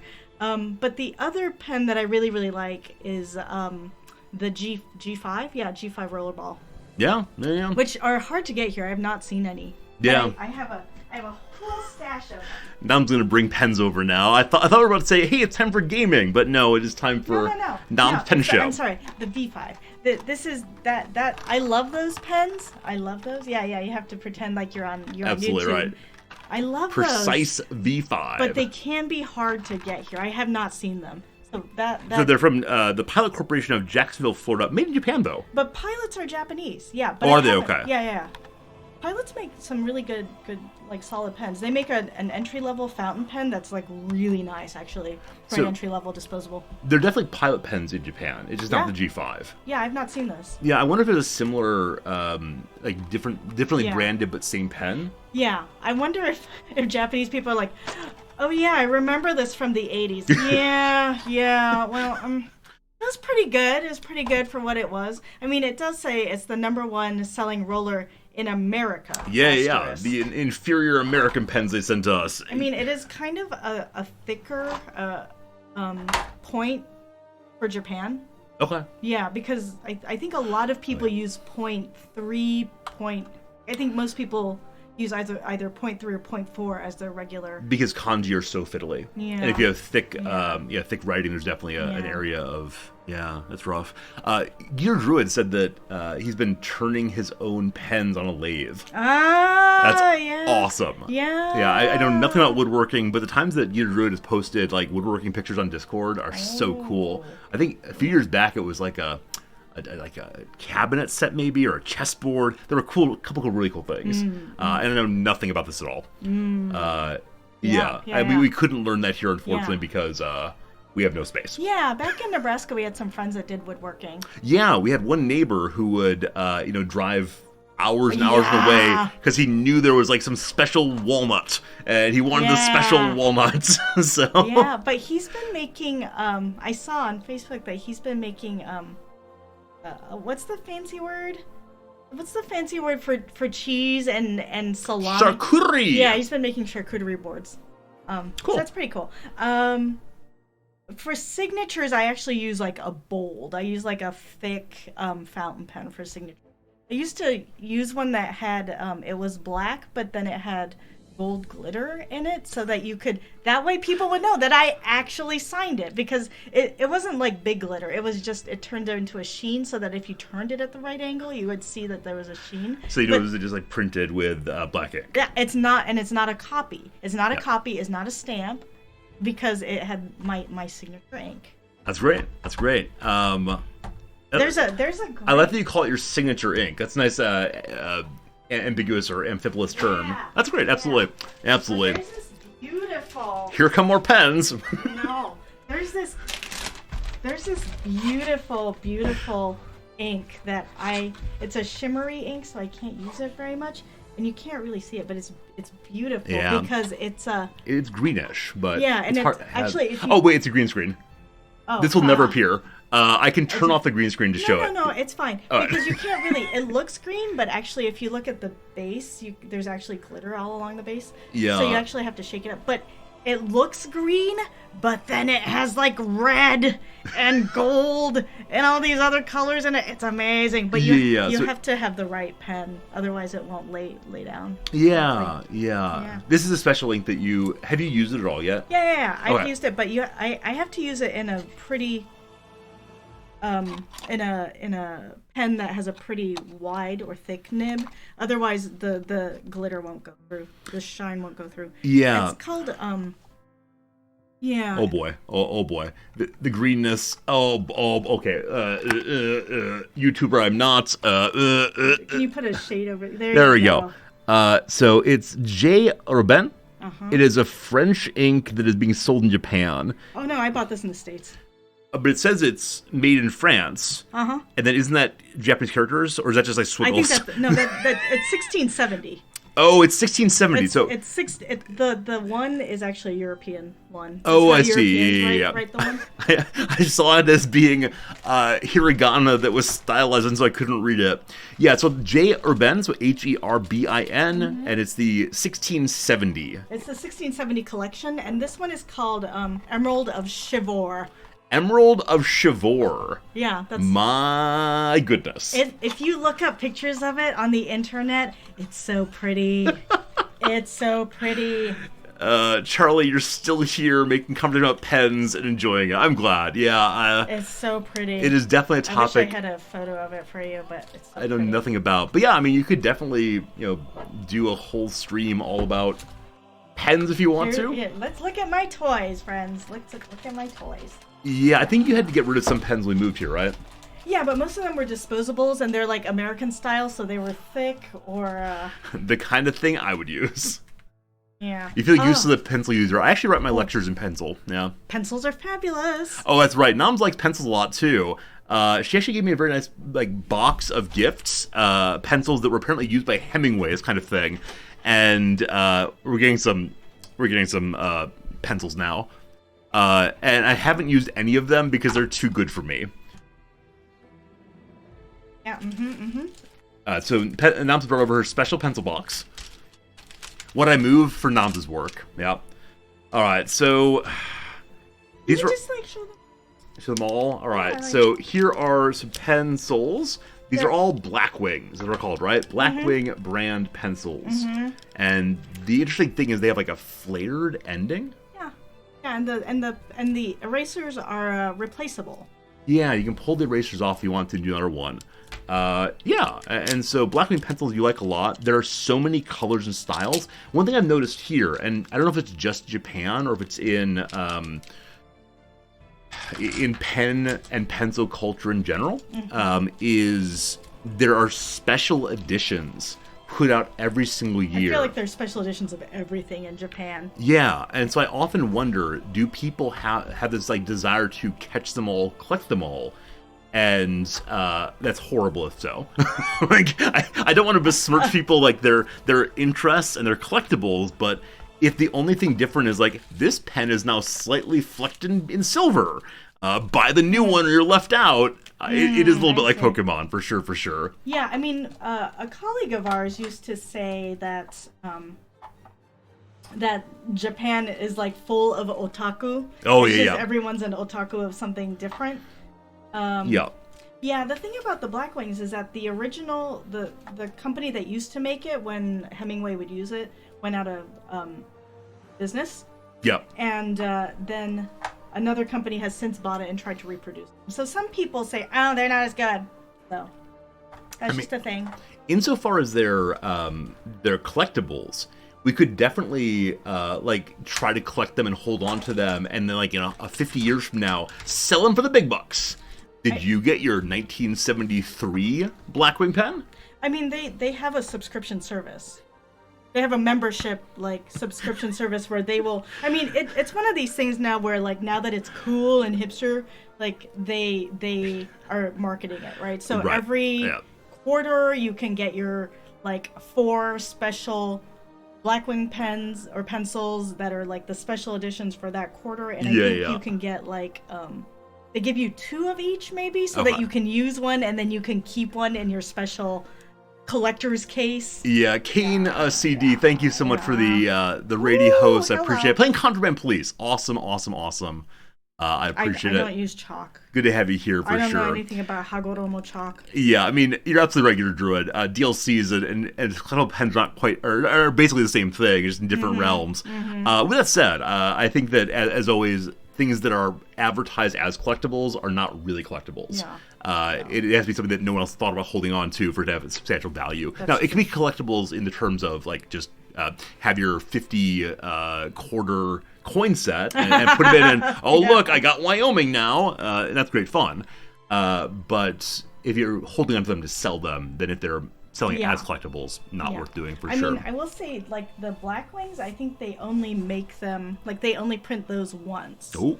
So, like, they don't keep printing them forever. It's just, there's that printing, and then they move on to the next one. So they're going to go into the vault, and then someday they're going to say, we're opening this secret vault. For those of you who didn't have a chance to buy this back in 2015. That's how it's going to go. Jim asks, what's an otaku? Yeah, otaku is a word that's used somewhat derisively in the U.S. Derisively, I think, in the U.S. to refer to as like someone who is really into anime, especially. So it's a person who has like a special interest they're really, really into, and primarily anime in the U.S. The even nastier word is like weeb, which is a person who is like overly enamored of Japanese culture in general. Hey, Eric Nathan, thank you for the Prime sub. Hope you have to like deal with a terrible ad first. But thank you very much for the Prime sub. An ad just ran. I was a little bad about that during story time. But yeah, so here the word otaku just means a person who's really into something in general. And I feel like there's a lot of people who are into something. Yeah. Right? They're into like sneakers, or they're into like a model robots. Model robot building, or I feel like everyone's into something. Yeah, it's similar to the term geek in the U.S. Yeah, though I can't imagine someone being... there's geeking out, I guess, is often used as like, being really into something. But it seems like a geek for, I don't know, a geek for violin. It feels a little strange, I think. Yeah. But you can definitely be a violin otaku. Yeah. There's also a question of, is there a Japanese word for hipster? Because A little bit. I don't know that there's. I don't know. Yeah, I don't know I either. don't know.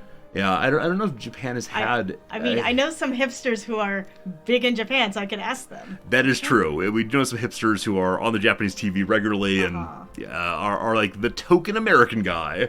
But I feel like there's a number of them, because I think the other day, like last night when we were at the Indian place, they had NHK or something on, and they had like a number of like, oh, here's our Westerner person on there. I was like, this isn't the Westerner I know as the Westerner. Yeah. I mean, definitely. Taco otaku. Ha ha ha. That's pretty funny. I bet there are taco otakus. Google suggests. Hipster. Yeah. Hipster. Yeah, this does happen in Japan regularly. I mentioned before, English is seen as cool here, and so occasionally English words are taken and forced in Japanese. Mm-hmm. This is why if you are having a chit-chat and you are in Japanese and don't know a word, you can just take the English word, add a u on the end, and it's probably a word they understand. Yeah, I think we work with enough people who have good enough English. Well, that's definitely true. They're like, okay, that's the English word. Yeah. But I think you've done this in like shops also, and you've tried to help them find the word, and they will either tell you, here's a Japanese word for that, so they understand what's going on, or they'll just nod their way through it. So, as I often say, Japanese people have English, they just don't like using it at all. Yeah. Yep.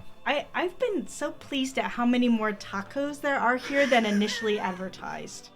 It's true. The thing we heard most of all is that they do not have good Mexican food here in Japan. Absolutely true. But we found some good taco shops at least. Yeah, there's definitely like a taco scene that's developing. Yeah. It's not like... Back in the U.S., we went to a place that was authentic... south of the border food, authentic, and it was run by a guy from. We don't actually know where he had a flag up from where though? Guatemala, right? So I think it was not Guatemalan food. I think it was Mexican food, but it was very, very popular with the Mexican locals, who are quite recently emigrated to the U.S. or emigrated to the U.S. Oh. Yeah. You reminded me of that depressing story about that girl in Grand Island. Yeah, we talked about that a couple days ago. That was in Washington Post, yeah. Yeah, so here we don't have any of that. But we do have just various kind of tacos that are okay. Yeah, no, they're quite good, right? There's like hipster taco joints. It's just, I think they're quite good, right? The one that we went to that's now closed was good. Yeah, that one was they're really quite good, incredibly expensive. Yeah, that's what I was gonna say. They're just like 300 yen a taco. Well, that one was 500 yen a taco, and it was like one of them was, here's a taco with a piece of avocado in it and a little salt. Yeah, and it's like, eh. Yeah, they do make like the tortillas from scratch. Like they will get the corn imported from Mexico, I think. That's true. Actually, grind it. That's true. Like, turn it into tortillas, and then like flatten it in front of you and cook it on the thing, and then put the avocado. Like, they do a lot of work. I don't want to say they shouldn't be paid for their work, etc., etc. It's just the end product does not feel worthy of the cost. And this is because I am an American who thinks the consequence is all that matters, not the process. I mean, I will also say it is because we are vegetarian. That's true also. Yeah, there are apparently some very, very tasty ones that we just don't have access to. Yeah. Dark and Raw, thank you for the Prime sub. I'm glad you're enjoying a hangout with Nom's time this morning, which is definitely going a little longer than usual. Been live now for 2 hours. So. Well, you're not playing Minecraft, so. Yeah. And I also heard there's a taco truck in Shibuya. Yeah. That our colleague has gone to and would like for us to go to with him. And I think he forgets that we're vegetarian because he was talking about how good their fish taco is that you had there. Yeah, I mean, I bet fish tacos are really good here. I wouldn't doubt it. There's a lot of fish here. A lot of fish. Unspeakable, thanks for the sub also, my friend. Yeah. I like your name every time I say it. Unspeakable. Blah. Unspeakable. Blah. Blah. It's good. It's good. I've heard also that Minecraft is our colleague told me yesterday that competitive Minecraft is becoming a thing. I know there's a big scene on Twitch for speedrunning Minecraft. Like, how fast can you beat the game? And some major streamers who are not Minecraft streamers per se have been getting into competitions. Competitive Minecraft. So is it anything other than how fast can you beat the game? I don't know. I don't know more about it. I asked him to find out more. Are you going to start a Minecraft esports team here? No, probably not. I mean, as I told him, what I like about it is the possibility of more gender parity, Oh, sure. right? Oh, sure. Absolutely. I mean, I think the kinds of games that are commonly esports are stereotypically guy games, shooting games especially. Yeah, exactly. And of course, like, this is not deterministic, etc. But yeah, I mean, I think anything gets more people into gaming is always awesome. There are competitions for building and PvP both. PvP is more common now. Now I'm playing Minecraft. I mean, I would be totally cool with you on the Resorty stream someday.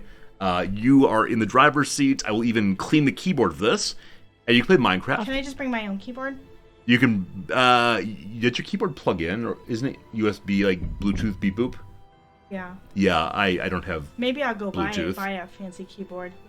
I mean, I can, I'll go. No, I I'm can just clean gonna my go buy. keyboard. I'm gonna buy a fancy gaming keyboard that lights up to play Minecraft. I mean, you would not be the first person to have done that, I expect. But yeah, I mean, you've never played Minecraft, right? No. Okay, how about some weekend soon? boy. After you're done teaching. Oh boy. Would you enjoy that? I don't know. I could imagine. I don't even know how Minecraft works. And then I hear that sometimes, like, bad things do happen to you. Okay, it's just the two of us now. No one can hear us. No one can see us. So would you be down with? Would you be down with doing Minecraft sometime? Or is that too much pressure? Oh, I can do it. Okay. Hold again. Oh no. Oh no. No, I knew y'all could hear. General. I knew y'all could hear. It's fine. It's What jokes. is his name? General. It's a trap. Oh, Admiral Akbar. Thank you. I Absolutely. Forgot his name. Yeah. Yeah, I mean, so I think you can set the game on, like, no enemies if you want to, and just have, like, fun building.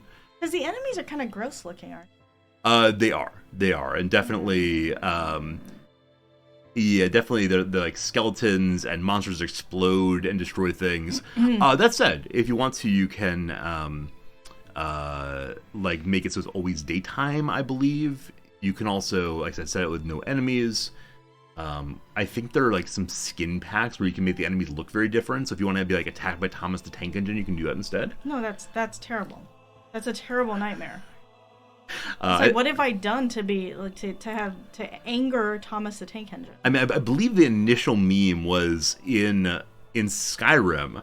People replaced the giant dragons that would come and fly and attack you with Thomas the Tank Engines. Oh, that's funny. And ever since then, they've been popping up regularly.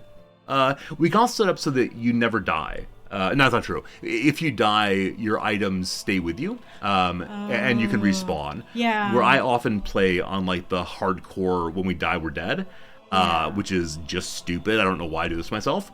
But we don't have to play it that way. We can just, like, hang out and have a good time, and that'd be really, really fun. Myconius is going to bed. Yeah, Jim, sleep well. Thanks for hanging out. Hope you enjoyed the chit chat. I promise to be an Anno VOD for you in the morning. Yeah. There was a Skyrim mod that replaced the dragon with Macho Man Randy Savage. Instead of, like, the dragons going, "Rah, here I come to destroy you," it's snap into a Slim Jim, brother. Is that Randy Macho Man Savage? So he is definitely the Slim Jim guy. The Is he? brother Okay. was originally Hulk Hogan. Welcome, friends, to the extent of my wrestling knowledge. There was a game a while back where someone encouraged me to play some wrestling, and one of the mods rightly said, "We get to hear the one Resorty wrestling story over and over again." I have only one story. Oh yeah, that's right. Thank you much indeed. Yeah, that's Yeah, neat. that totally sounds like the Kool-Aid Man to me. But Oh yeah. yeah. Bow, bow. Oh, yeah. I'm combining all of the It's 1980s all of the 80s, content. yeah. Exactly Yeah, right. Yeah. So, I remember the first time I played GTA, and the police were chasing me, and I died, yep. or they caught me, and then they took all of my things. It was terrible. Yeah. We can change that. Doesn't happen if you don't want to, and it'd be good time for a drink. We're in just chatting directory. It's all a little insane here. Yeah. Yeah, I mean, I told you before that when I played my very first GTA game, I followed traffic laws on stream, and people thought it was very funny for a few minutes, and then said, this is not how you play this game. Please play it correctly. And the problem, as I said before with GTA, is the characters never stop talking.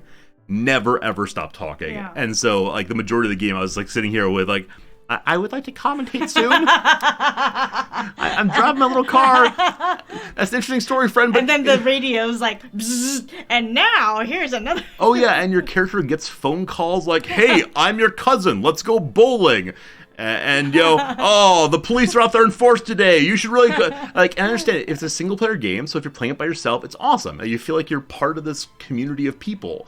But man, for streaming, I just can't. I just can't. Yeah. I can't tell if Klaus's news is news or if it's a pun that I'm missing. I believe it's actually news. So March Madness I was news. like, First time there's no number one seed in the Elite Eight.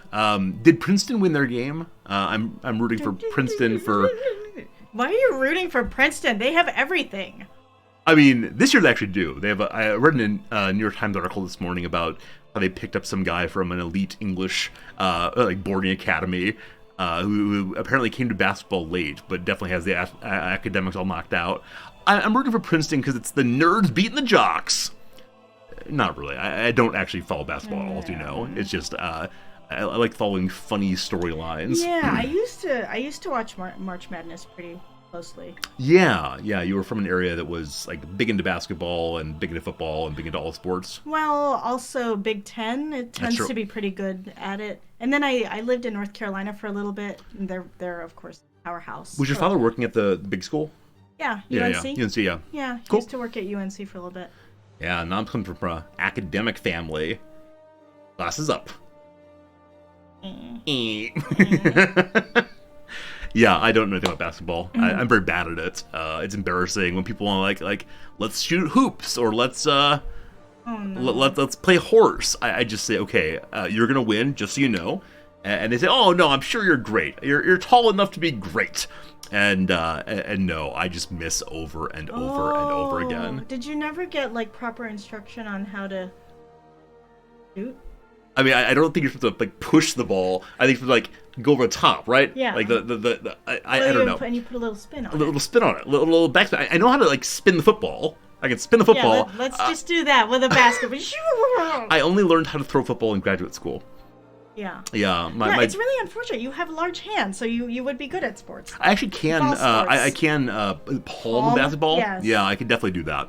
Yeah. But I don't know how to use it once I'm holding it. You know, we used to have a basketball hoop. Yeah, and we let the neighbor kids use it. Yeah. and that was delightful. You never used it. I We used even it. had a basketball. I used it twice, and the problem is we were living on a big hill. Yeah. And so if I did not rebound effectively, it would roll all the way down to the president's house. Yeah. And that's a heck of a way to go in between shots. So, yeah. I think that's why people have children, so that they can have their children go chase the ball and bring it back up the hill. It probably also wears the kid out. So it's when it's bedtime, they're able to go get some sleep. Absolutely. I tried that with you, but you're like, no, I have shot 2 shots at basketball. I'd like to go back inside now. It was very hot. It was very, very hot in the summer there. And It's very hot in the summer here, too. This is why I don't go outside in the summer here. Oh, I stay in my little stream room with the air conditioner right there. Mwah, glorious. You don't go outside in the winter either. I like the winter here. I wish Yeah. it snowed. Yeah. Anyway, we should probably be saying goodbye pretty quick here. Okay. I apologize for ending the fun time, but if I don't play gaming, Can I have this coffee then? you're welcome to have my coffee. Absolutely. Because I get coffee if I'm leaving. You can take my coffee. I don't mind at all. There's a little bit left. There is. I might have that. Okay. Thanks for being here. Hope you had a good time. Today you streamed all by yourself, and in a couple weeks here, on a weekend we'll definitely have a Minecraft stream. You recall that the what's it called? You recall that the April 1st stream is coming up. April 1st stream we do spring every year, and it will definitely be a little bit. To take over the world? That's right, like every night. A little different than usual, because usually I stream it on American April 1st, and I'm not sure if I should do Japanese April 1st instead. But that's a Friday night, I believe. I was going to say, what day of the week is that? That's a Friday night, American time. So maybe the next day, you could stream. Or maybe it's our Friday. Maybe it's our Friday. I'm not sure. Whichever way, let's find a couple days in a row where like you can show up and play some games and have some fun Minecraft, and we'll chit But I will chat. still be teaching then. Oh, that's true. When does the semester end? Mid-April. Mid-April. Okay. Around then, we'll have you come play some games, and people will love to spend time with you, enjoy not just story time noms, but also gaming noms. And my favorite part of gaming noms is she gets very, very angry when things go poorly. When I make mistakes in games and lose the whole playthrough, I go, ha ha ha ha! Oh, that's unfortunate. Where noms occasionally uses unfriendly words. Yeah, I don't know whether... And will probably cause all of the people who are like, Resorty, I really appreciate that you don't swear. I like that I can listen to this with my children around. We'll have to put, like, the mature content warning up. Yeah, maybe you'll get extra subscriptions and extra eyeballs if you put the mature content warning up. People say, ooh, what's this? And then they're like, why is it Minecraft? Yeah. Yeah, I'm sure it'll be fine. It'll be some fun for sure. I'm able to not curse. I spend my entire day not cursing. People curse in my presence very regularly, including our new friend who owns the restaurant. Yep. Dean Craft. That's right. You have to be in Dean mode the entire time. So when people offer ridiculous suggestions, you say, oh yes, let me look into that. Thank you for coming to me. And then ignore it entirely right afterwards, of course. And you need to be very affirming about even the worst of students and say, oh yeah, let me look into this minor complaint that you're unwilling to talk to your professor about. Very interesting, thank you. This is how I imagine your job goes. Mm-hmm. Yeah, if you want me to take over someday, I'm happy to do so. Noms really is drinking all of my coffee. There is really not that much left, and it's cold. I would still drink it. No, it's fine. I'm teasing. I'm so Oh, Noms was insulted and stomping off. Noms, thanks for visiting today. It was a really nice time. Be seeing you. Goodbye and thank you. I'm just gonna go over here and grade. Noms gonna go do some grading. On the other half of the room. Do you want me to put down the green screen so people can see you grade? No, that's...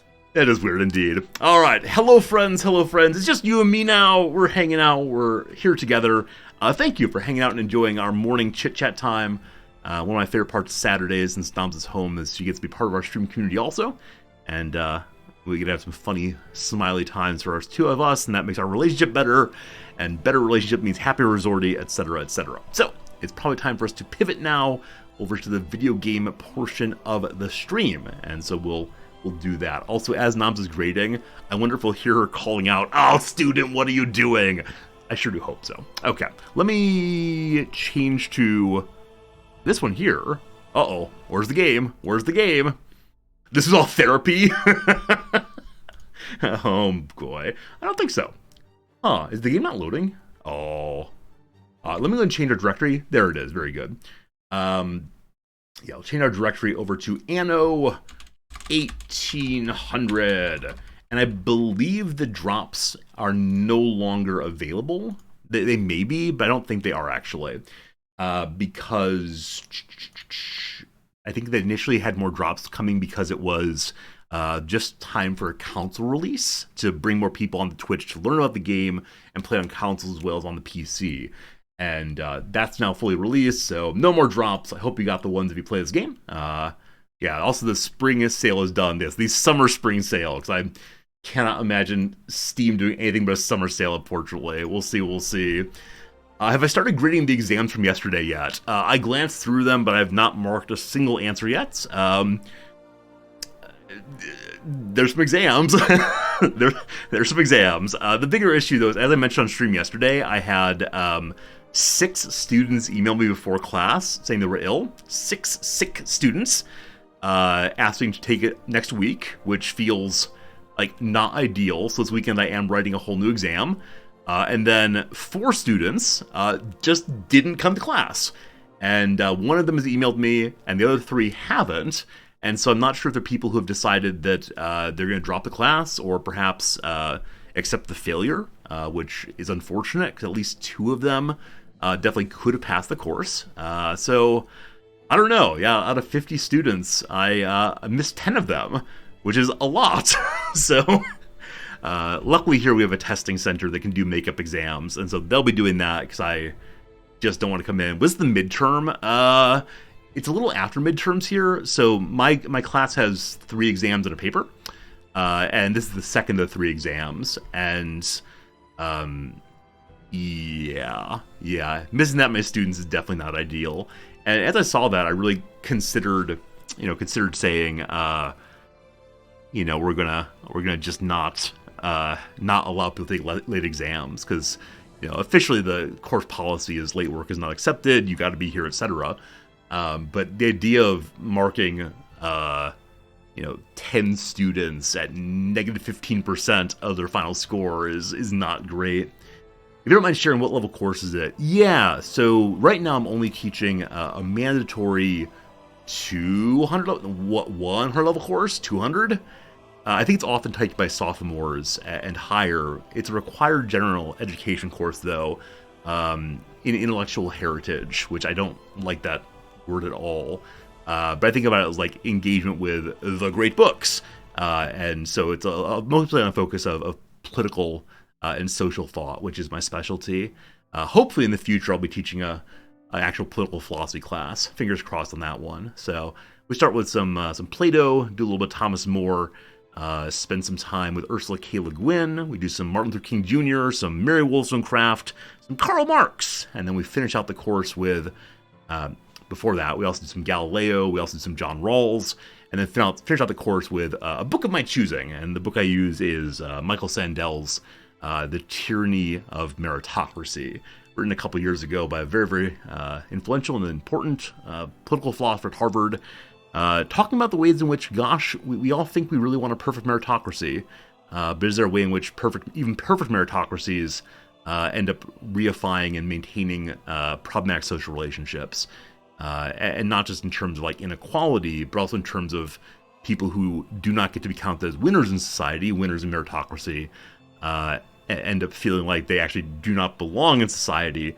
and this leads to tremendously bad mental health outcomes and so on. So it's a fascinating book. But yeah, it's mostly on the topic of social political philosophy, because that's what I do, and it's all like that. So yeah, if you want to talk about books, please talk about books on the Discord.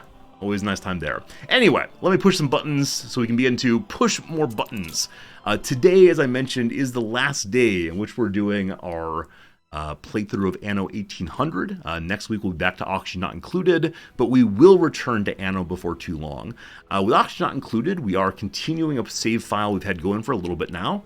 When next we come back to Anno, I'll definitely be starting fresh. We've learned quite a bit in this first playthrough, but I've also kind of been bumbling and stumbling along. And I sure would appreciate getting a better start and beginning from a position of strength instead of a position of confusion. So we'll see how it goes. What is this video game that are just chatting stream? I know, it's ridiculous. Why would anyone play video games? I know that some streamers will actually stay in the just chatting directory with their camera taking up like 3/4 of the screen and then having the bottom corner of the game they're playing. And we could do that if you want. We could be looking at my beautiful robe. Hello, Nom. Welcome back. I just turned on the light on my side of the screen, and I'm wondering if it changed any of your settings. Oh no! So because that's mostly blocked by the green screen, you're fine. Okay. If you turn on the overhead light, that will change everything. Okay. But thank you. That's very nice you check. I also wanted to bring this to show you and stream. You have some Earl Grey tea. I just made some Earl Grey tea. I see. So it is listed as being the Earl Grey. As I said previously, Japanese folks will add the everywhere because there's a fascination with articles because Japanese doesn't have them. And it's the very Earl Grey. The very Earl Grey, yeah. I mean, we can put a picture on Discord if you want to show it. No. No? It's okay. Yeah, but it's the very Earl Grey. Oh, I also brought this product that we can't show them anymore, can we? I mean, we can go back to just chatting if you'd like to. No.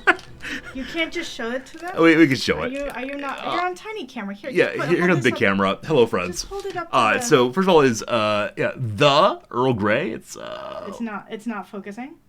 Yeah. I'll block my stupid face, and we don't have autofocus on intentionally because otherwise it goes. But yeah, the Earl Grey there. And then also, this is something honestly, that's why I drink it too, is because of the Captain Picard. Absolutely. There's a funny comic I saw the other day that it had Beverly Crusher on a little, what is it called, like smaller ships, transport ship. Oh, you mean the little? Oh yeah, what are those called? The ones that come out of the hovercraft is not the correct word. No, that's not the word. Yeah, shuttle, space shuttle. There we go, shuttlecraft. Thank you all. So Crusher on that, and like is telling the computer something like, "Computer, notify when the sun is hot," that she's heading near to. And the computer says, "Please define hot." And she says some multiple millions of degrees Celsius. And then in the next picture, it's Picard saying, "Tea, Earl Grey, hot."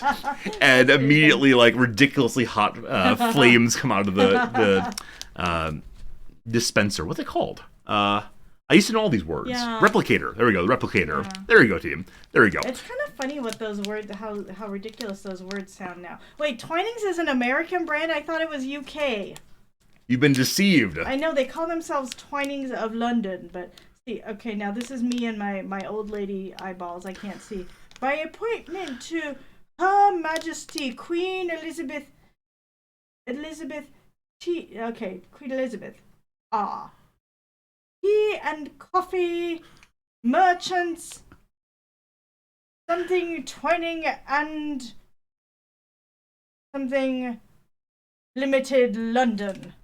Yeah. I can't. So they're I saying can't read small font it is anymore. founded in London, but it's sold in the U.S. Yeah. Oh, okay. That's all. That's Okay. all. I thought maybe it was like some American company pretending to be British. I mean, this has happened. There's plenty of those. Absolutely. Yeah. I wonder if they'll change it over to Charles eventually. Well, I think it was started Oh, under. okay. It was started with It her. was by appointment. Yeah, I don't know what appointment means. I know there are like rural charters. An appointment is Yeah, I don't know when what you legally. call the doctor. Okay. Do you remember the word for appointment in Japanese? Every time we go to the hair salon, the barber shop, Nams has to remember the word for appointment before going in. Yoyaku. Yoyaku. Very good. Thank you. That's And smart. then also the bill. Kaike. Yeah, kaike. Like the order bill for when you're done eating. For some reason, they live in similar parts of my brain. That's right. An ad is coming. I apologize. But hey, we got a little follow. I apologize. We are in game mode, I swear. Jack Atomic, thank you much indeed for the generosity there. All right, the other thing to show you real quick before we get to the game, which I swear is coming, Slivers, I'll read your message in a second, is last night at the convenience store, we found a dish that we'd never seen before, and that I thought would be disgusting. And it's shown as like crunky caramel and cheese. And so at the top of the Crunky brand, there is a mound of caramel flowing over some cheese. And this sounds disgusting to me. Now, happily, the actual factual foods are these little balls, one of which is cheese flavored, and one of which is caramel flavored. And there you go. Yeah. There you go. And they're quite tasty. The worry was if they were simultaneously the same flavor. Because the photo makes it look like there's cheese embedded in caramel. Yeah, but it was good. It was definitely good, and I enjoyed it quite a bit. Well, I'm going to finish the bag right now. Enjoy finishing the bag. You deserve it for doing your grading. Oh, thank you. All right, very good. Wow, there's a fight going on. They can't see that because they see us. Oh, sorry. We can mime it if you want. I thought maybe they saw little us and they were back to the game screen. No. Little us at this button here. Okay. Yep. Yeah, it says it sounds like a Wisconsin recipe. I think I've heard that popcorn combination called Chicago Mix. Is it? Style. Yeah, so definitely cheese and caramel tins I know about where they're separate flavors. I just couldn't imagine them both together simultaneously. They sell them as a mix. Yeah. Like I guess so. Like when they're mixed in together. Yeah. I don't know. It just seems like a Old Bakery. That's a funny name. Yes. It needs a ye in front of Ooh, it. do you have to play? No, maybe the Japanese fascination with the is like the American fascination with ye. But isn't ye just the? Yeah. Okay. I'm sorry. Oh, that's what you're saying. I'm sorry. I apologize for not quite catching the joke. That man is staring out into space because he lives a life of quiet desperation.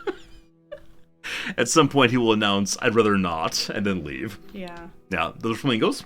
Yeah, where is this? It's definitely one of the colonies. We are playing terrible imperialist colonizers, but it's for the sake of getting nice things back home. It's not to oppress anybody. Oh, this is terrible. That's a World's Fair.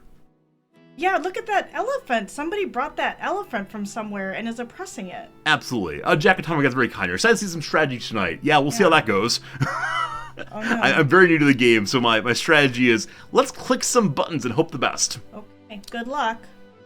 All right. Good luck. All right, here we go. That's me saying good luck. Excellent. You should play your game. All right, so I have no idea what we were doing last time, but here we are.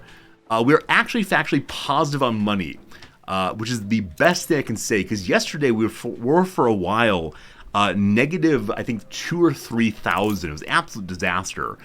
This place right here is called Filth Island. We're in the process of moving absolutely all of our filth here from the main island to make it a beautiful, nice place. Oh, also, Slivers, I saw you said that you have begun playing. Oh gosh, what game did you say? Diablo 4. I saw it's in beta this weekend. I'm not a Diablo guy, but some of you are, so I hope the Diablo is being really fun and reminding you of those good old days of playing the same boss over and over again with your friends all weekend, farming for, I don't know, some mirror thing maybe? Some ring thing. Hope you find your ring things. Okay. So, yesterday we began moving the dirty stuff over by moving pigs and such over. And we intend to also move soap over today, as well as the big factories and such. Beyond that, as you see, we have 100 too few workers here right now.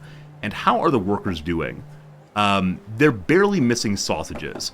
And if we can get more workers, they'll have more sausages, because I believe this place creates quite a few more sausages than it will need when it's at maximum production. It says it's making one sausage. But there's multiple slaughterhouses, right? Yeah, there are 3. So I think we'll be fine. We just need to get some more workers. Can you share my burden? This person wants us to deliver some item, and she'll give us an epic dance billboard. I already have one of these. I don't need 2 of them. So off that goes. Some people fish, others. I think she's the person that dislikes me the most. I should probably do nice things for her, because I don't want to go to war with anyone. That said, she is weaker than I am, so I shouldn't worry too much. We'll flatter her, though. We had a medium-high chance of success, and we failed. Goodness. Here comes some cash money. Alright, so she's still negative 36. Gotta make her like us more.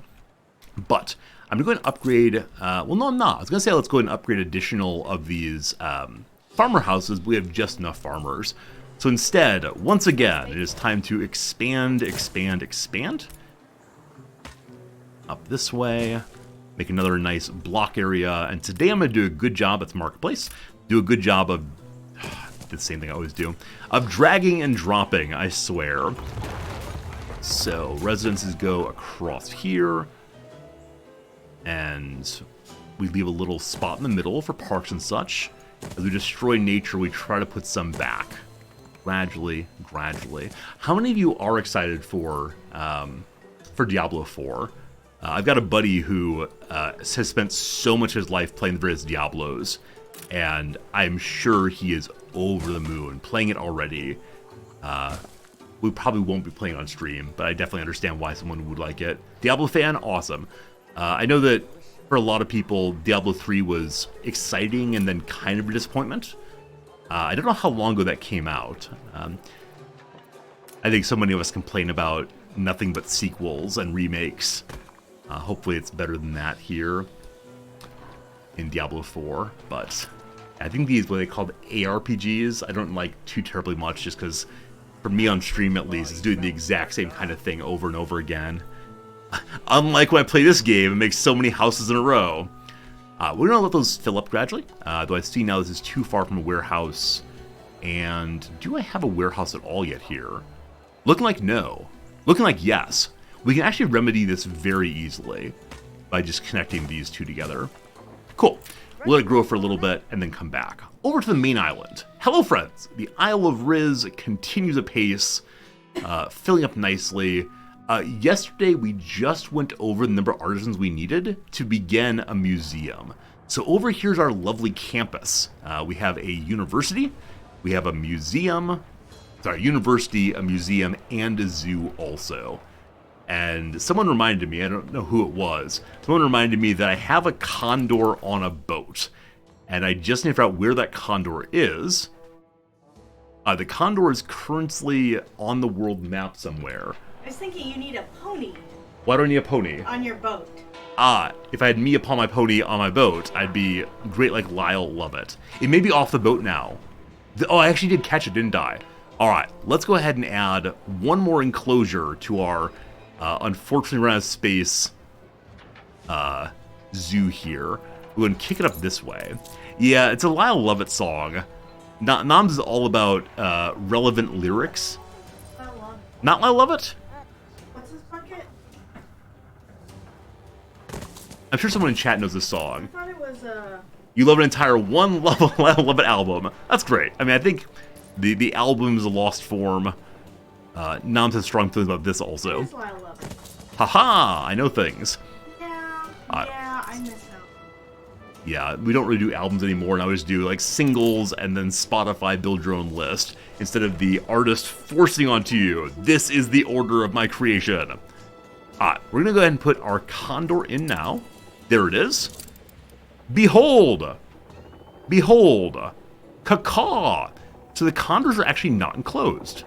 And there's this poor woman sitting here who is wearing a nice helmet, looking at Easter bonnet, looking at the statue of me, and the condors are just hanging out there.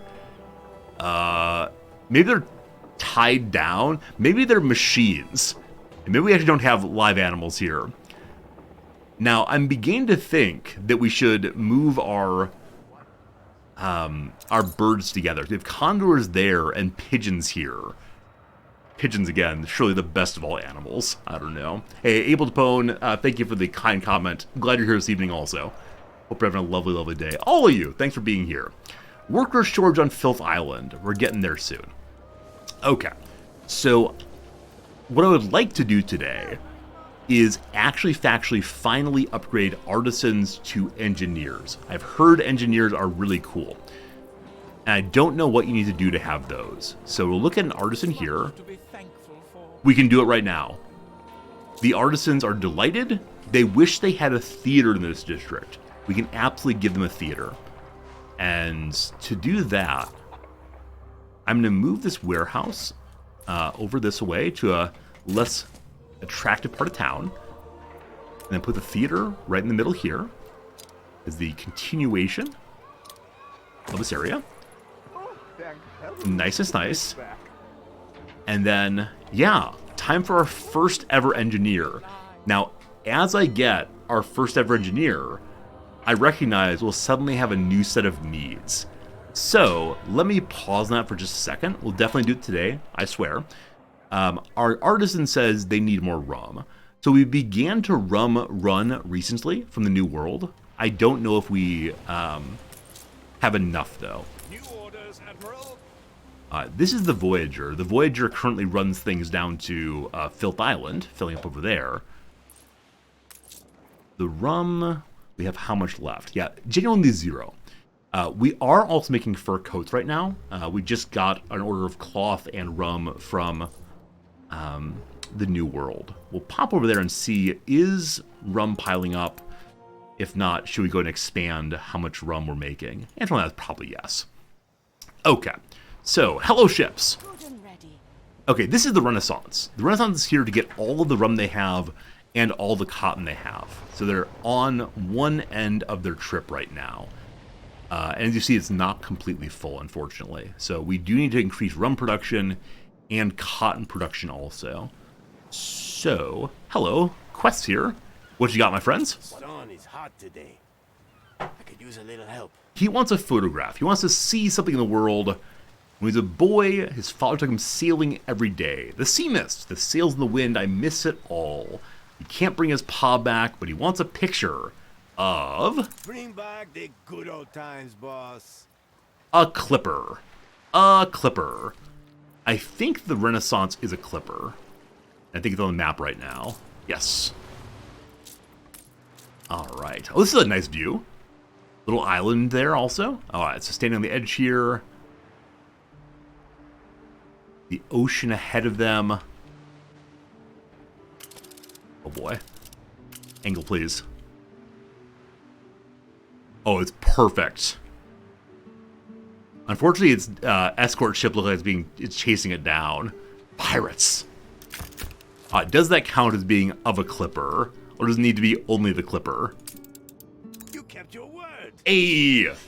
I did what I said I would do. I have an agriculturist as a new character here in the map. So let's see what an agriculturist does. If they boost production of rum items or bananas, I'll be so happy. So the agriculturalist will 12% bonus productivity on sugar cane plantations. So yeah, we can definitely expand our sugarcane crops here.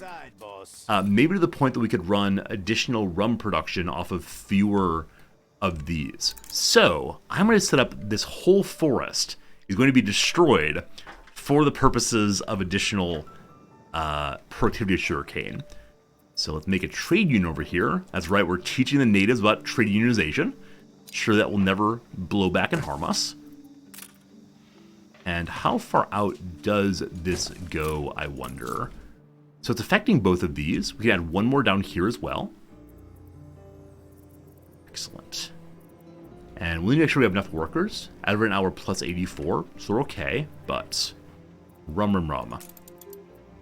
Probably at some point before too terribly long, we'll need to also have additional ships running back and forth to move all our rum around. Hey, after, how's it going? Can I fit 2 full fields here? I believe I can. Let's see if that's true. Hey, our main island is celebrating a lovely, We Love the King Day. They appreciate that I'm engaging good colonialization to bring them rum and cotton and all the rest. Will this be enough space for them? Or I can get even more. Needs 9 more. I will throw them on the edge down here. Hopefully not taking too much space from the other fields. Okay. We also do have the issue here of a clay pit, which I'm sure I'll use eventually. Can I run a road this way? I can. So this will allow us to run a road along the edge of the jungle to get to the clay pit if we need to. Okay. Hey, George. How's it going, my friend? Hope you're all having really good days. Hope you're playing some games you enjoy and at least relaxing somehow or another. How much more do we need? Quite a few. Down here, it looks like I'm not allowed to go too far. Okay, so I can't go around the clay pit, it seems. Is that true? Yeah, that's disallowed. Oh, because, yeah, this is the field of the one next door. So this is the direction we go instead. I'll leave space for the road for sure. Ceasefire has ended. Okay, I think that's all we need. Great. And then, with the trade union building here, we can have even more in this direction. We're going to need so many more workers, unfortunately. But it will all be worth it to supply the new world with what we need.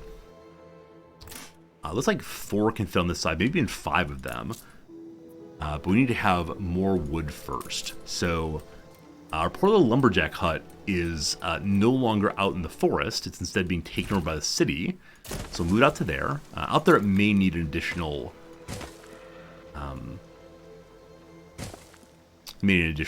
warehouse, probably. And the one sawmill I have is where? Do I actually have a sawmill? I should. Maybe I destroyed it just to move it somewhere. I'll explain why we do not have what I thought we had. So sawmill goes there. And are you in range of a warehouse? You are. If we connect this more fully, we'll definitely have more than enough of those. So, good. To upgrade these, we need to have 6 pieces of wood. We'll come back in just a little bit. With that said, I recognize just now that to make rum, we need to have more wood also. So we'll continue cutting down all these beautiful, beautiful forests for the sake of further colonization, as always. It's here. I need to be careful not to go too far this way because there are going to be long fields that way. And over here is mountains, unfortunately, so no good. But we have some lovely forest this way. And at some point before too terribly long, we'll do some mathematics to determine if we need to build more things. I believe it's the case that I should actually remake this, because I recognize that the road in front of the lumberjack hut actually is consuming tiles it could use for planting otherwise. Or maybe it's complaining because it has the river here instead. If I move you, can we get that number higher? As Scott Stipe asked, can we take you higher? Is that Scott Stipe? Scott Stapp? What's the name? Celebrate your leadership. Oh, Nam says her headphones on, so you can't hear me I crying. can hear it. Oh, you can hear? I was in the middle of writing a comment. Yeah. Hello, it's Creed. Thank you. Yeah, it's Creed. Thank you for knowing that. The apparently not Christian. That's right. Not really a Christian band, but Christians would ought to listen to them because it seemed to be pretty godly. Also, may I show you this pen? It's a lovely pen. It's a big yellow pen.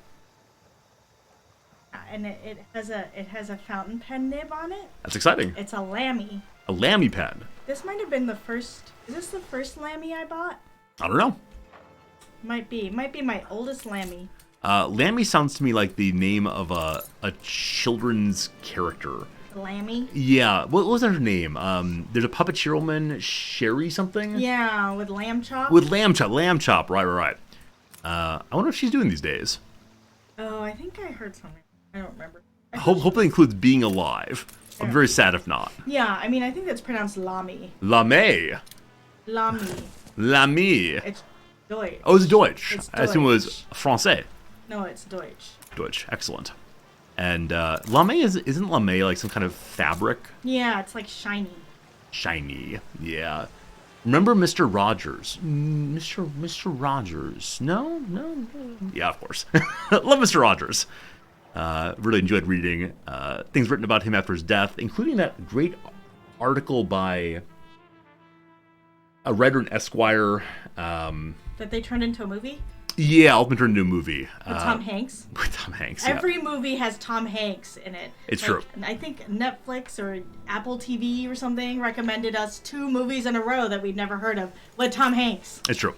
Yeah, the but water is really nice in this game. that is the common thing people say right away. That is amazing. Is the water is absolutely beautiful. Oh, And can I live there? That looks like a nice place. they got some boats. Oh yeah, this is a great place. This is our new this world your colony? Our new world colony that we are currently destroying the rainforests in order to get more and more positive items that we send back to the homeland. Is there like some sort of moral at the end of this? Like, The moral is, isn't it nice having pearls and cotton? oh, it's not like you have now destroyed this island, and then you have also now destroyed the world, and you have nowhere to go. I mean, it's 1800 or so no, we don't think in those terms. Thus far, I've not been allowed to hire on any people for no payment. You've not been able to? Though you've had to pay them. Hire on using chains and whips. Oh. I haven't been able to do that yet. None of that, and if I can, I don't think I'm going to do it. We'll see. There's a nice waterfall over It's there. a beautiful waterfall. This looks like a great place. This looks like Hawaii or something. It's I've allegedly... always wanted to go to Hawaii. It's allegedly South America somewhere. I don't quite know. Klaus, yes, I'm talking about Tom Junod's profile, and then after Rogers' death, Tom Junod wrote a retrospective piece on what Fred Rogers meant to him, and it was quite good. Quite good. Quite good. Yeah. And meanwhile, I'm like, Hawaii's pretty. I mean, this is the joy of streaming, right? You can be excited about so many different things all at once. And Everything? Everything, everywhere, all at once. That's what this game is about. I love that movie. It's a great movie. What was the movie I said we can't watch now? Parasite. Yeah. I mean, definitely, we have a bunch of movies we've been told to watch and should watch, but I recognize that many of them are probably good, but not great in the way they've been hyped, possibly. Mm-hmm. So we'll see. Why don't you go watch Minari while you're... You could do that. The editor has an edition of the newspaper. All positive news. I was definitely looking forward to engaging in censorship and propaganda spreading. But look at this. The editor wants to write about the new museum we've got. People love that. That our people are delighted absolutely everywhere. 0% chance of rebellion, assuming that 0 to 100 all you got. If not, rebellion's against me. And then renovations boost city appeal. More happiness. I like that icon for game save. That's from the 1800s too. Absolutely so. I mean, like I said before, that save as a floppy disk, Yeah. at some point people will not know what it's referring to. Yeah. Dark Uno, thank you for the resubscription. Happy weekend to you. For sure, for sure, for sure. Thank you for being here for sure. It makes me feel better. I'm not trying to rainforest because it doesn't rain here. It's only a jungle. Perfect. Yesterday someone said that they were, I believe, a professor of ecology, and we're getting very upset that I was destroying native biomes that probably have amazing things inside of them. Probably. Like he probably made a is it Darwin who would go around and find one of a kind animals? Darwin did some of that. Yep. Yeah. That's how it goes. Why are we not going to watch the movie Parasite? We'll actually watch it. I think it's scary for one. And that always bothers me. But what I was saying is, because it won an Academy Award, and for a while I was like, it's the best movie ever existed, as so often happens, we worry that it will not live up to the hype. We worry that we're old and cynical now, and nothing ever lives up to the hype, unfortunately. Well, I think it's just the hype is so over the top now. Yeah. And that's unfortunate. So I'm sure it's good. I'm sure it'll make the point we want to make, etc., etc. But I doubt it will be so good that people want to erect monuments to it. Yeah, I think it's like a commentary on poverty and home ownership and real. Oh, is it? I knew there was some class commentary. Yeah, I knew that Get Out was the big recent race movie in the horror world, and then Parasite was the big recent class movie. Yeah. I think that'll be good. It's a live action adaptation of an anime. Oh, is it really? Oh. I had didn't know absolutely no it was an idea. anime. I know so little Isn't about. everything an anime? Well, I don't know what to say about that, but sure. Why not? Well, I've been noticing that they've been making musicals out of anime too. They have been. They have been indeed. Yeah. Like I just don't understand how all of these work. Speaking of things not working, I have managed to Did you destroy your road? I sure rode briefly. It's fine though. I just need to do a better job of putting my forestry deeper into the jungle. So we're doing agriculture now. So where is deeper into the jungle? Aha! Over this way should be destroyed next. I'm a monster. Are you gonna turn that into a tourist resort up there? Resort? So actually, you can. You can actually make areas for for visitors to come, and they sure do like untouched places. Push this button here. These are the things that make your world attractive, and nature is a big portion of it. And this goes away as you build anything. Yep. But festivity. People are happy here having arts festivals, so that's giving some points there. You can build cultural buildings that people enjoy seeing. There's vulgarity. Fish oil smells bad. Somebody wants that. Let's see. You're not in Thailand. So we have more green is good, and then all that also. Pollution, instability. Yeah, no pollution. We have absolutely no pollution in the world. We're not industrialists anywhere. It's all back in the old world. We're ruining that world, not ruining here, possibly. Hey, Magoots, how you doing? For plantations on the right, why not put all the farmland as far as the left as possible? Did I not do that? Oh, so what it is I really like the long straight thing, and then I have no idea why I didn't just kick this direction instead. Yeah. Yeah? Yeah. Noms is criticizing our gameplay. She's like, if Chak is what you're doing wrong, let me see what you're doing wrong also. Oh, Noms. Oh, Noms. I think, I don't know, I just like nice even strips, so I was just confused. Oh, yeah, no. What I would like to have happen is to go just like this and call it enough. Like, that's beautiful, right? But then it's not quite enough space. We go this way instead, though. We can consume the trees. And then kick out a little bit farther, and then go across here. What are you growing? This is sugarcane. So terrible. Wait, what's terrible? You like sugar? Hey, Nom is an emote. I think there is a Nom emote. Oh, yeah. I think it's Twitch Twitch. It's a Twitch standard. emote. Yeah, it's like eating a cookie, I think, is the nom. But you want to have a noms emote in chat, or in our channel, rather? Yeah, there it is. Nom. Yeah, what would a noms-based emote look like? I really don't know. I mean, we can do a Like you won't be able to tell it apart from the other. Like just get the lady that has like the big wrench, and you'll be like Vohayo. Yeah. The anime one, Vohayo. Yeah, because you won't be able to tell it apart from. Because all Asian women look the same. Thank you, yeah, Noms. I appreciate yeah, that. yeah. There's rum. There's rum. Did you say red rum? Where is rum? So I was saying. Oh, are you making rum with your sugar cane? Exactly right. What can I do for you? Yeah, and we're using it not just for taking home, but also the people who live here and work here are enjoying the fruits of their labor. Because we are a kindly land renter. I do think it's funny that you play games like this, given your political. I'm sure a lot of people play Let's Be Gangbangers in GTA 5, and then they go to work their accountancy jobs on Monday. So, but I think a lot of people do that also because it's like a wish fulfillment. I see. Your wish fulfillment? Yes, truly, I wish I were a capitalist who was exploiting the working class, especially in undeveloped parts of the world. That would be the best thing ever, thanks. Oh boy. I mean, for me, it's all just strategy, right? I really enjoy strategy games in general, and this is one of the finest of them, honestly. And Yeah. I only recently started playing it, and it's great. Yeah, it's Yeah, pretty. it is pretty. Yeah, It's pretty. that's what counts. The mechanics seem nice. I mean, you've Chris? definitely seen me play some incredibly ugly-looking strategy games. For me, like, the graphics matter so much less than the quality of the strategy. Yeah. Excel sheet. Excel sheet games all the way. Football Manager was kind of clunky looking, people running around, and then the spreadsheets. I like spreadsheets. Well, you've Like cultivated actual. quite a thirst. All right. So orderly. We need more workers again. So where is the We need more workers again. the barrio? People are so happy here. Look at that little parade there. Everyone's celebrating. They got tubas. They got the big drums.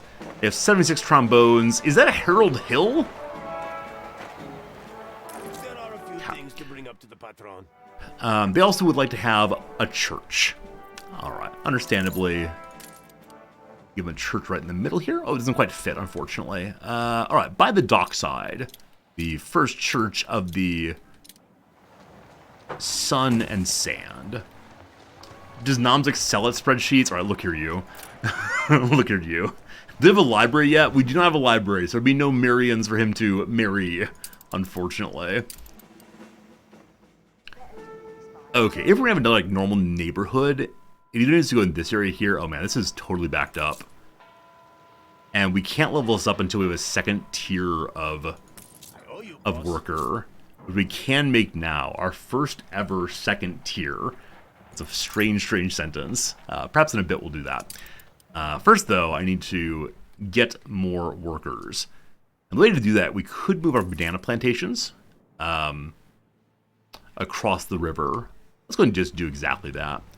I'd like to keep all the houses together so it's easier to give them the basic services they desire. Okay. So we want to copy all of you. Oh, we don't want to copy. I actually want to move it instead. I want to copy all of it.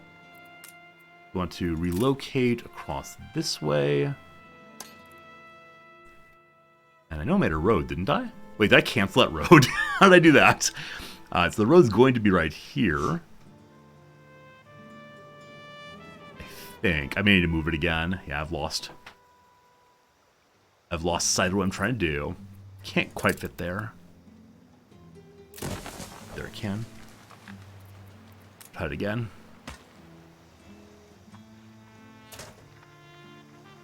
Construction material missing. Oh, what do we need for a bridge? The bridge we have 20 wood. That's the issue. All right.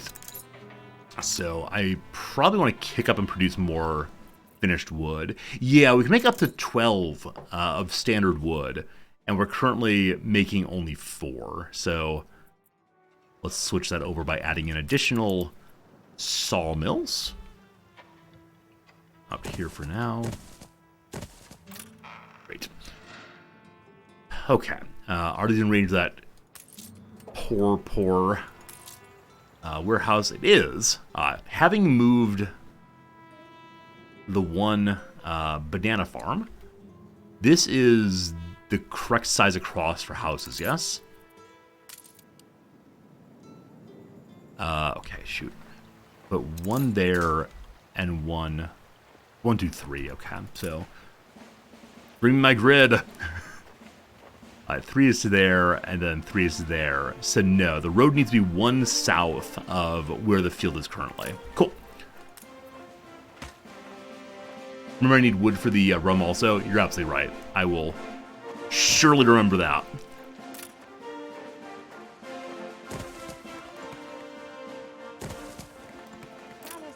And we've made some nice little parks along here also. What am I not producing enough of now? Possibly fried plantains, right, because someone decided to go across the river and no longer has his plantains attached. We put them up here instead. Alright, everyone needs workers. The entire island's falling apart all at once. All I need to do is build a road. Is there a way I can say please work here primarily? It's still coming along with every 17 seconds, so not too terribly long. I'm going to look at something else for just a moment and then come back here and see what we can fix. So, let's go back to our main island, back home. I think it's time for us to upgrade our first ever artisan to an engineer. We have a curious city. So previously we had a ordinary city. Curious means peculiarity can be attractive. The bonus right now is just from having a festival here, the Harvest Festival, so more fine food being made. Good stuff.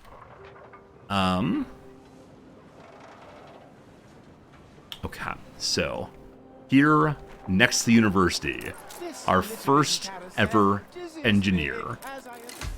You reach a new milestone. The age of science and wonder. And apparently you can level up past this also to something else I know not what. Can't wait to find out. So you'll see that they now have big fancy houses. Habitation before I draw any conclusions. Amazing. Alright, so they're currently leaving the city.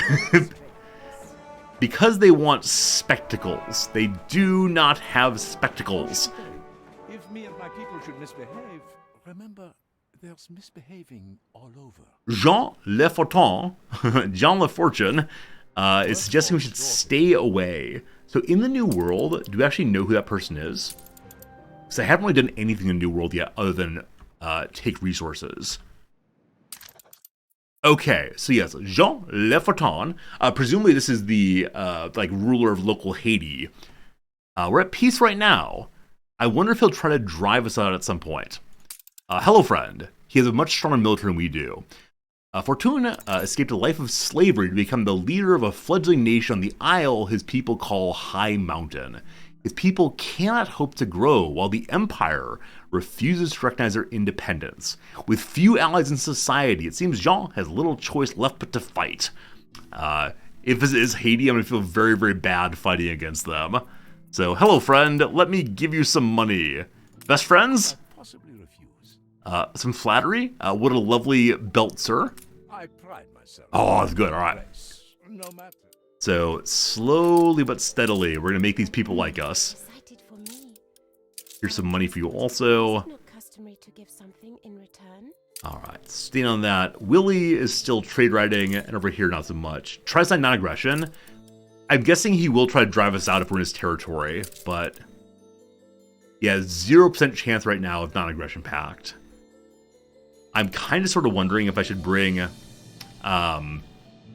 more ships here just in case. La Fortune may be a pirate, but he's a reasonable man. Try to deal with him, he may surprise us. So I just did that. No trade rights, no non-aggression. I could ask for a quest and see what happens there, but Celebrate your more flattery. Yeah. Time more later. Good sport. I'm always that. Lucky for you. I think if we get to plus 50 or so, it might work out. Also, Blythe's good to see you again, my friend.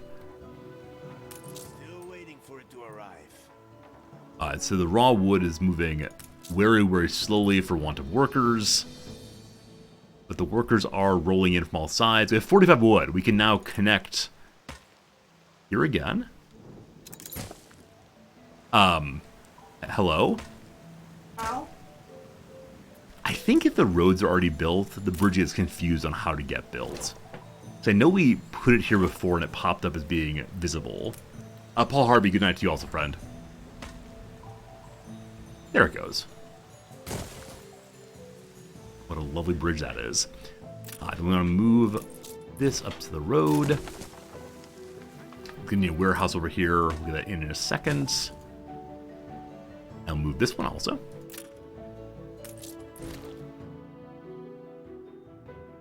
Making it the long way, I assume. There it can. Good.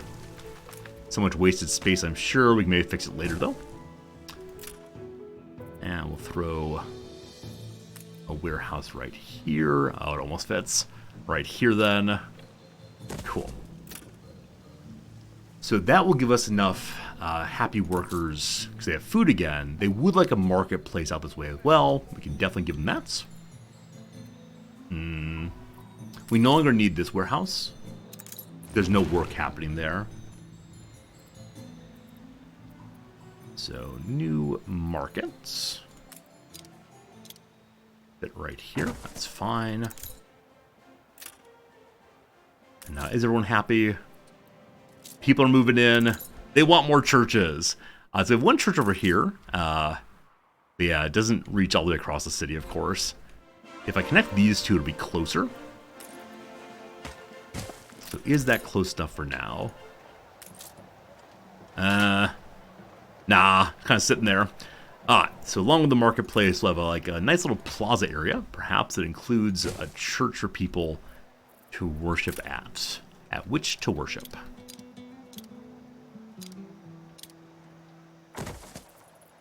And eventually we'll throw a park here. No doubt, no doubt. Alright. Show me your gleeful faces. That will fix the worker problem. It did right away. Considering throwing just a bunch more houses up.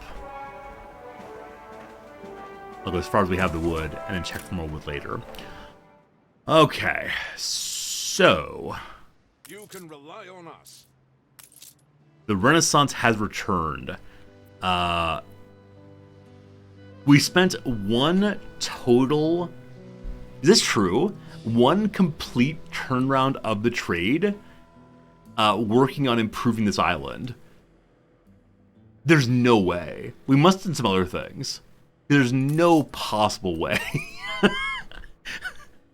Okay, well, we need more basic wood again. For sure, for sure. Let's get more of that going. Slowly but steadily, this place will produce. Oh, I put these two in and then didn't actually attach them to anything. Let's fix that.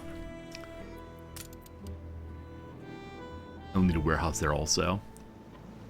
What do you want to bet I just got distracted over and over again? Just how so much this game goes for me. I must wait on wood. Perhaps I'll have to turn off production of rum for a little bit just to get the wood I need. There may also be extra wood at some of my other islands. And if so, we can attempt to just connect them with a little oat. Okay, replant those trees, thanks. And we're gonna go right there, which is right here.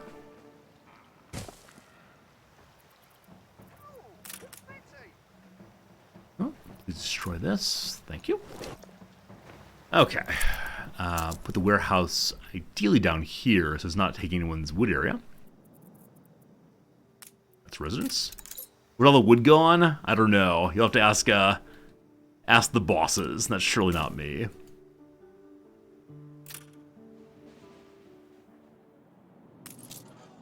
Alright, the rum is consuming wood. I'm going to pause it briefly. I think these are only 2 wood consumers. Is that true? Yes. Over here we got what? Just needs more wood. It's working on it. Hey, Elias. Well, the frigate's here. Do I have any unaffiliated pirates I can clear out? That's a good question. I don't know if pirates can be unaffiliated. Pirates I know of are... That's my ships. The pink here is actually not piracy. Those are ships that belong to my buddy. This one here is Indigence. See, I think the pirates here are all Jeans. There are pirates on the other map as well, and I've not met the person who runs them. But, okay, I know we were thinking also about creating additional cotton, because we're not filling cotton entirely during the trip there. No more space here. We're full of pearls, right? 'Cause we're not exporting pearls yet either.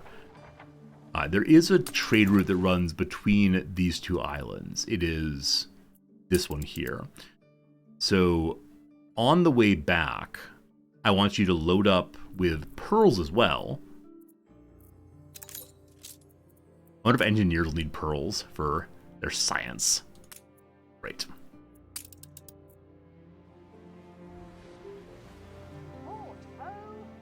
I'm guessing the Spectacle Factory, which is the next thing to make in the old world, requires glass, which you know how to make, and then something else. And what something else is, I have no idea.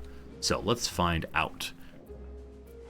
The engineer line. Reinforced concrete can be made. It is iron and coal into steel, and then limestone quarries. Or quarry. Improved by electricity. It is time for us to make electricity. It is oil into a railway, oil store into an oil harbor. Oil harbors provide trains for transportation and allows us to store and trade oil into the oil power plant. Burns oil to provide electricity surrounding factories. My guess is I should not electrify this island with oil power, because I'm guessing it throws pollution absolutely everywhere. So I think we should probably electrify Filthville instead. Now, glasses, which I want, are sand. We have that. Zinc and copper into brass smeltery. Brass into spectacles. These all say they're improved by electricity, but I assume it doesn't mean the electricity is required to run them. But okay, we got stuff to do. Will innovation, electricity, and production improvement be used to reduce the workload of the average worker? I mean, I definitely know which side of the Marxist question I am right now, so certainly not. It will be used to ever more digging, ever more. So there's both limestone and copper here, and zinc. So Filth Island can get all the pieces needed for assembling, what they're called, spectacles. Now, I don't know if I need to have engineers to run these kinds of mines.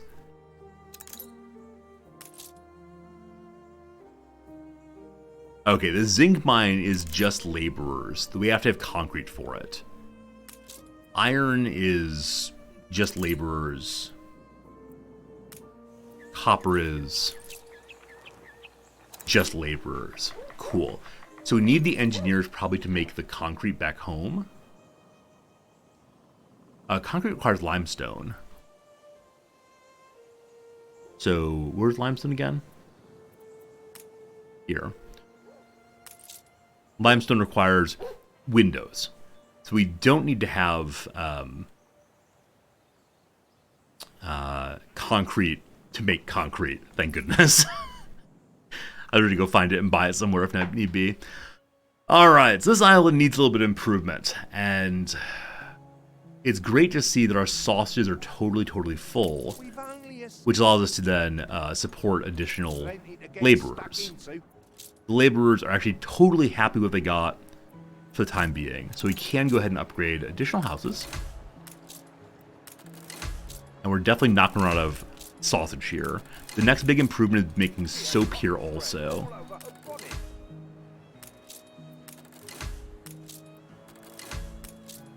Two more.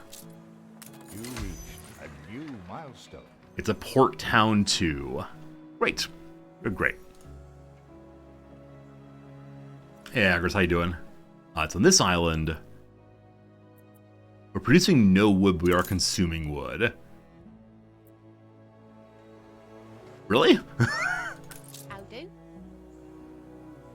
Output storage is full. Is there no warehouse here? Okay, there definitely are warehouse. Oh, I bet it's the case that this is full then, yeah? Yeah, we're not selling anything here, so it's totally full of wood. Efficiency, maybe eventually. Do you all need soap yet? You want more sausages. These are still firing up though, so we will end up with plenty of sausages soon enough. Dennis Wu, thanks for the follow, I appreciate it.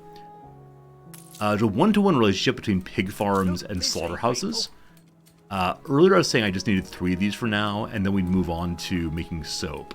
I decided to go ahead and make even more sausage, because eventually I want to be exporting sausage from this island over to the main island to get all the filth off of there. Must line up nicely.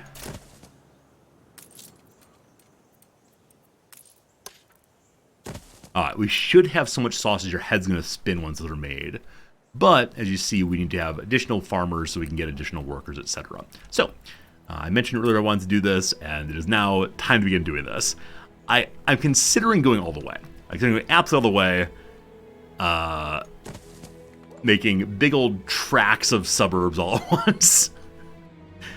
And how are the ones out here on market access? 6% stable. The market right now is fairly local there. I'm going to throw another marketplace right at the big T intersection. No idea quite if it's a good spot, but it's where it's going anyway. And then their local publican as well. And we may need to start creating additional schnapps back home to bring here. Lots of workers again. Lovely. Clothes are coming in. Fish are questionable. We're not making fish here. So let me check the trade route and see if I can bring more fish over as well. It's not being able to unload clothing. So I wonder if clothes are totally full at that territory already. Yeah, it's close to it. So we have full clothes at one and stable clothes at the other. I see that this little island is not full on clothes. We'll look into that in a bit. But our main island does not have enough fish production. It has stable schnapps right now, though one of our islands has no schnapps. Now, earlier we were running schnapps on that left path. Although that's not happening anymore. Okay, a couple quick things. I need to make sure that we don't run out of fish at the main island. So, main island, check it out. Fisheries are over by the starting area. Good. And they're all fully efficient. Just throw in another one. I think we've hit the point where we've taken over the entire coastline. And no more over there. A little bit more over here, the side of the happy visitors. Hopefully they enjoy visiting our fishing. Now, I don't know if at some point I can build out here. Like, if I do this, does it count?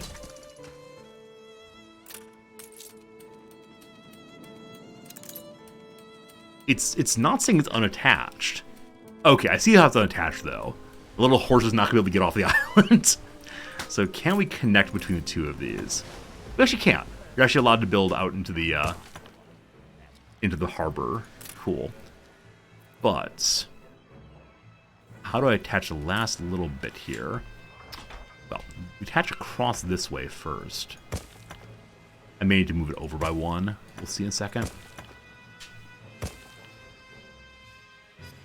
You can build here, you can't build there. Is there any kind of like seawall I could build to use? let's check on that. There's a key. Beautifies the harbor area. And again, that can only be built in these tiles. So I think this area might be, in principle, unbuildable. If I go to here instead... Yeah. Alright. So if I move you forward just a little bit... And then I move all of these over by a tiny bit, what happens? And we now build a proper road out there. Heck yes we can. And hopefully we can dump additional fishing out here as well. Destroy the ugly parts. Oh gosh.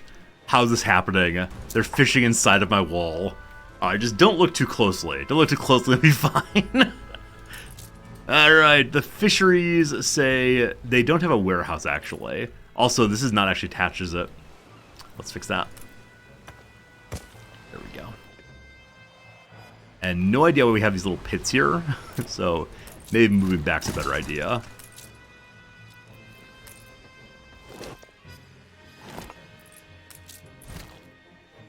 Yeah, I'm very glad you can reposition buildings also. I can imagine a lot of other games saying, this is not attached, saying, no, you have to destroy them and remake them over and over and over again to get them right where you want to. And that would just be a little bit tedious for sure.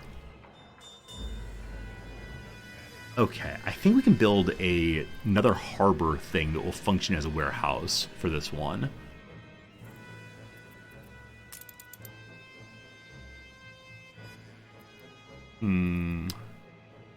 Does the depot just work? On the backside here? Oh. No, I don't think you can deliver to depots, unfortunately. It just increases storage. Workforce shortage. You can't reposition hard difficulties of the game. Oh, okay. So I need to start playing on hard difficulties. I understand how it is now.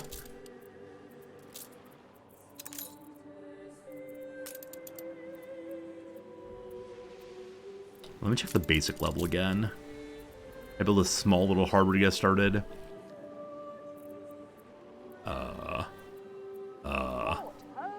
I guess not. This level...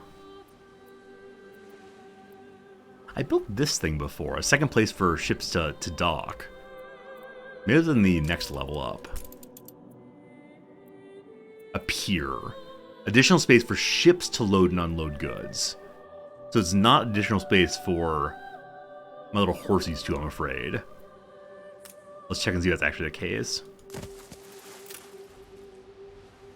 Nope, just saying there is no warehouse there. What are you doing? What are you doing? Okay. Tiny little warehouse will go here then. Excellent. You know, get to work now? Okay, just can't quite go that far. One more connection will do it. Yes? Hey, and off goes the horse. Cool. Our lovely little port town is coming together. But once again, need more farmers. So where are we going to pack in people again? What's about here? Ah, our lovely flour mill on the coast is actually not on a road. Now that I look more closely. There we go, all fixed there. Good. So Farmville's pretty packed already. I guess there's this nice area. Right, yesterday we began to destroy more and more of the coal spots. Because we are getting coal from Filthville now. Filth Island. Is coal piling up here? There's none. There's literally none. Did I actually start growing? Or no, it's Orville. Orville, sorry, not Filthville. Do we have coal here? We are full up on coal here. So we know we have no schnapps here. So what I'd like to do is to make sure the trade ship is coming here and delivering whatever I want. So, yes, there's currently no Schnapp ships. Yes, there is. I'm sorry. This is it right here. Earlier I said I wanted to move this from being a schooner to a clipper instead. Did I actually make an extra clipper earlier? If so, it would probably still be sitting in the dock. So, flagship, frigate, gunboat. No, let's go ahead and make a new clipper ship to do that work for us. That's Harbormaster's office. I can put a auxitophone there, increase the strength of defense turrets. We have no defense yet. I'm sure will not come back to bite us eventually. You make ships? No. Where's the shipmaker? There's the shipmaker. It's right in here, isn't it? Oh, there it is. Yeah. New clipper needed. So we will be moving coal here very soon, which means that anything that's making coal, I can go get rid of. But I don't quite know if I have any of those left. We can pull up the requisite build line for it and see if there's any charcoal showing anywhere. Looking like, there's one right here actually. Okay, so we can get rid of you.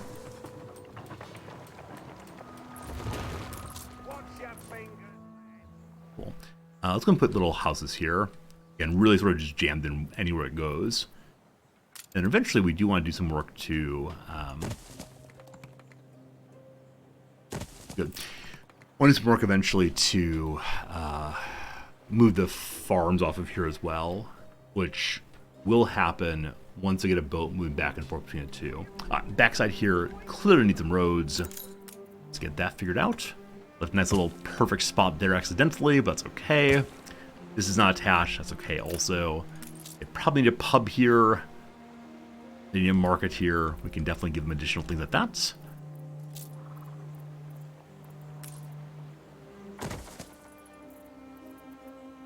People celebrate your leadership. Hey, the Isle of Filth is happy about me. I have no idea why that would be, but thanks.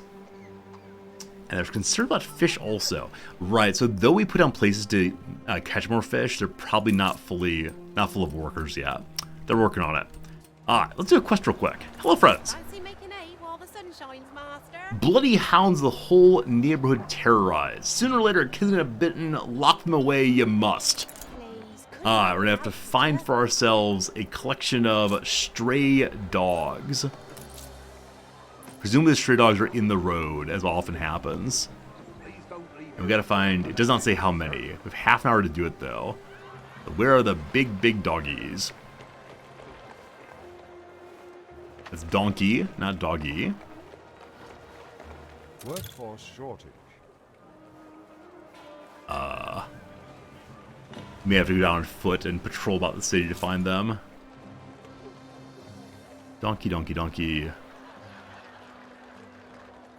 Or may this will be a case where the animals actually are not in the road. Bull, donkey. I assume that stray means it's running by itself. Huh. Over this way? Nothing. We have half an hour to do this quest. I may come back to it just a little bit. We're going to pop down to the ground level here and see if we can find it. Control-Shift-R. How's about a little gathering indoors? Alright, where are the strays? Where is it? Oh, they're actually small. Are you a stray dog? Hello?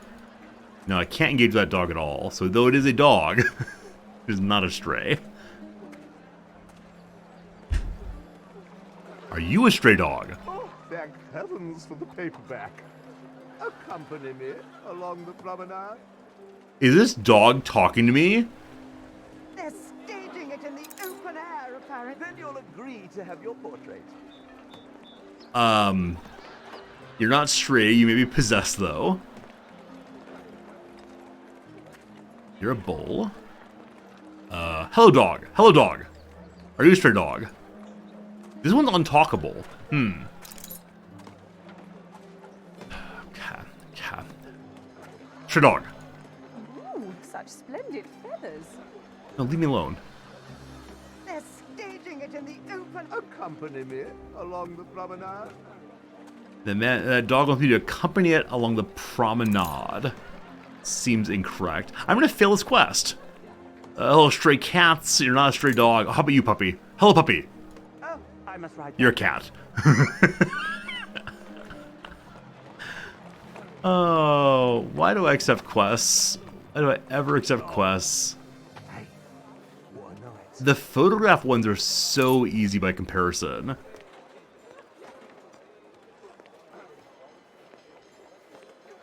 Okay, I give up. I absolutely give up. I'll look around a little bit more from the bird's eye perspective, but...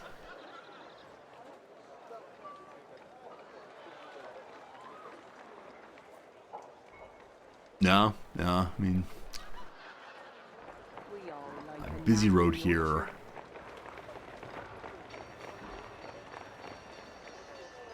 Any tips or hints on what we can do to improve this?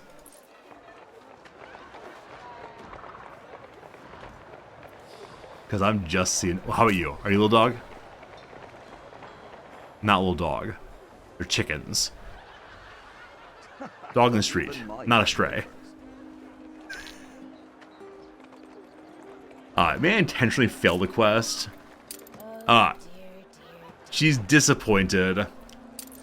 No one believes in the rule of resorting anymore. Unfortunate. That was hard one so far. Need a few more workers.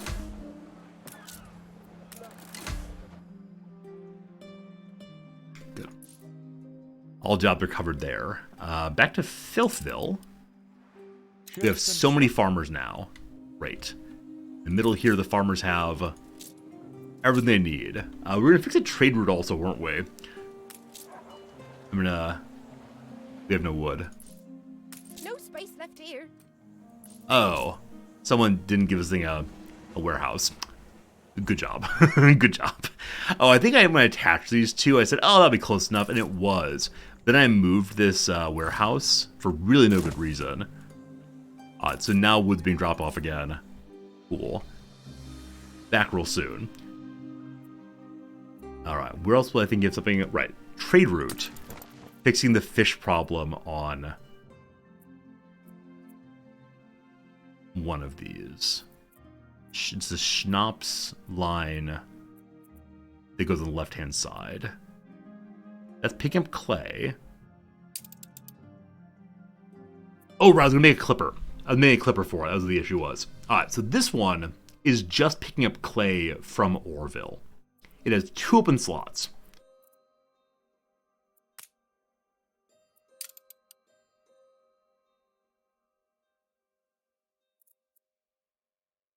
So, get rid of all of it for now. We'll see.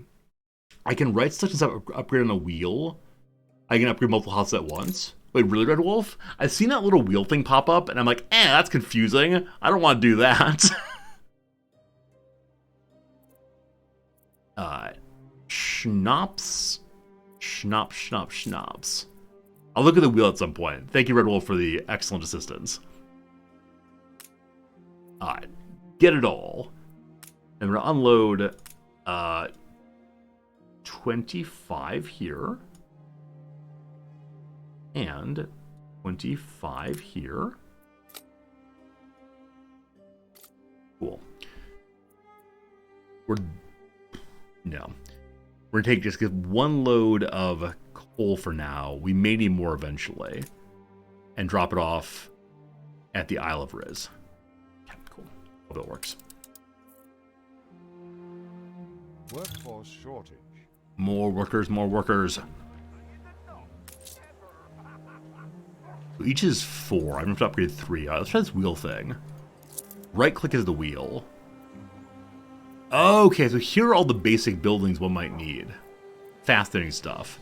Upgrade, demolish, copy, relocate. There's a rat in your laundry. Awesome. Thank you. Back in a little bit. 30 engineers.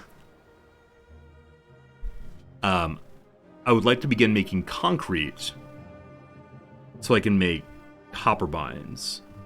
I also need to get limestone dug out. This place is a place for limestone also. I worry that adding a mine, though, will make for ugliness. So I think I need to take windows to some other place. Here, we do not have limestone. At Pepper Please, we don't either. At Phil, we absolutely do. And so what was it to make the limestone mine? 10 windows. We just need to get 10 windows here and we're fine. So, we'll borrow our flagship temporarily to move that on over. Bring it first class. We also haven't done any expeditions today. Oh! Hello. This must have popped up yesterday, I didn't see. This is probably the very beginning of an expedition. Here we go. Anyone home? Seeking refuge from a thunderstorm, the people dash for a tumble-down castle.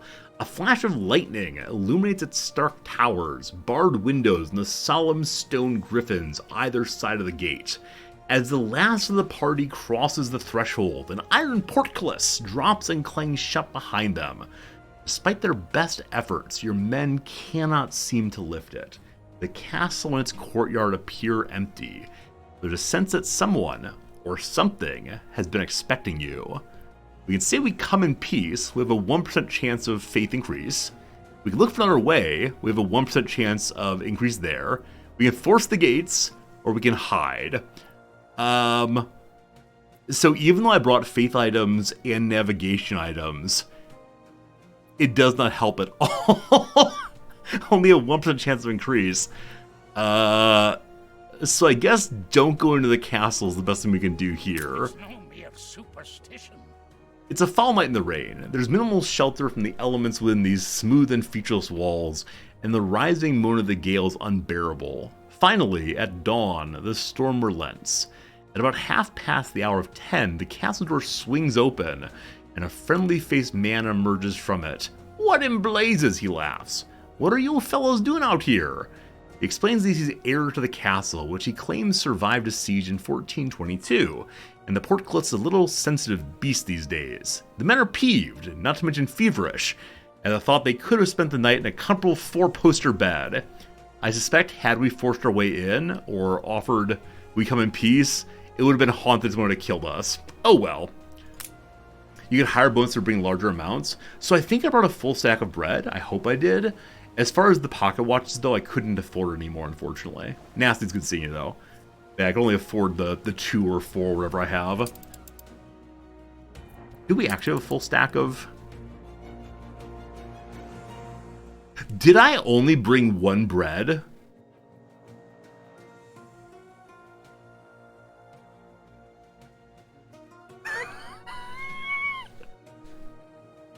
This is the worst expedition in the history of ever. So, at our base, we have hundreds of bread just sitting there. Well, the men are gonna starve. I'm sorry, men. We'll bring them home right away. That was somewhat unfortunate expedition. Oh, gosh. This is a new ship. This clipper exists to run... whatever I want to run. I was supposed to run things on the left-hand side, but I then assigned some other ship to it instead. Schnapps and such. Where did I cancel it? This is just hauling coal right now. So, the coal scooter! I actually did set up a get coal from Orville already. The coal scooter, what a great name that is. You can still exist. But there's a new ship also, which will help with the schnapps and such. Which I probably set up and then hit the cancel button on our escape key that I always do. More roots, more roots. Oil roots. Wow, that's gonna be a new thing. Alright, so Shania, a Twain, I need to rename still. You're gonna start here, and They're totally full on coal there now. We need to move coal to Filthville also. So I'm going to hold off on this until I have Filthville actually functional, I think. Okay, I wanted some ship here to get windows to take over to start a limestone mine.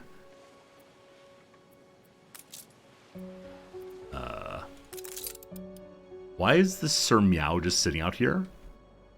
Oh, I think I was just checking out various kinds of islands to see what else was still remaining. Okay, Sir Meow, go home. And then the Shanai moves plenty fast, has no weapons. We'll pick up a bunch of stuff for delivery to down south. I can't believe I said one bread. Alright, so they're gonna need some windows. We're not capped on windows, so I'll take just 20 of them for now. And so many sewing machines. We actually have a little bit of a backup of cotton fabric. That's great. Are we good on rum also?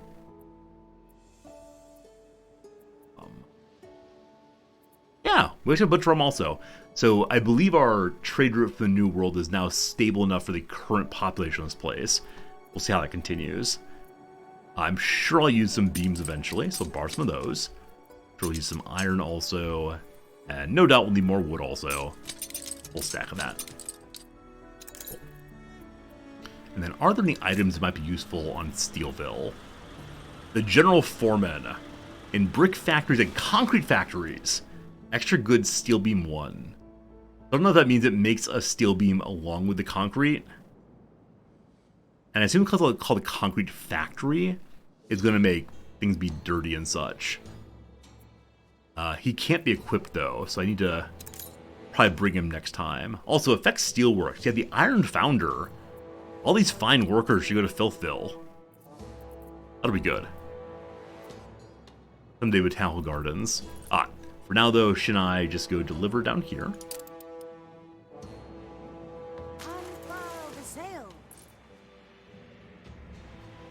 You can do more upgrading now. Right click and up. Great. Alright, so we now have enough workers to run the sausage. Next up then is the soap. Flap the flag of freedom. Oh, the bread. They actually want bread made here also. Now, bread is not disgusting, so we can bring bread here instead. After the current delivery, we're going to have the Shanai begin running other things down here. Then eventually, sausage and soap goes back home. As of right now, we're positive on both by a fair amount, yeah? So there's no demand for sausage yet, but we're +5 or so. Soap, no demand yet, but we will be positive. Okay, let's begin thinking about... if we do an escort quest, we can get a sales clerk. Bonus diplomacy makes the marketplaces more attractive. Also makes the town hall... makes marketplaces have more range. Right now, no. Very focused on just making my city a beautiful place. I think like another line just like this one, where instead of having the pigs on, or with the slaughterhouse ones, I will have instead some lines of, what are they called? Soap making factories. And I think we have a chandler in the New World still, who's able to improve soap production. Is that a true story? No. Maybe on this island. Agriculturalist. Right! I made her to improve the quality of our sugar plantations.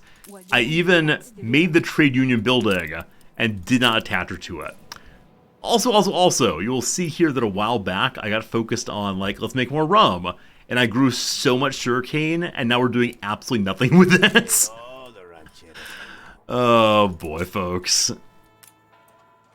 all these inefficiently created islands. Yeah, we definitely need to find a way to like hire a governor who will build things for me. Too many things. Since it's shy to be moving sausage and bread to be called the Frankfurter, I like that very, very much. Very, very much. Yeah, Schnei is not a good permanent name. There is a time for waiting. Yeah. Okay, she wants to do some quests for her. Go get a group of prosperity refugees from Prosperity Island, and then receive, or do what she wants, and I'll get the contract of sale. Look, friends, we're going to complete a mission. Can you believe it? We'll send the HMS Queenie frigate over. Hopefully doesn't need to fight, because we got nothing to fight with. Good luck. Good luck.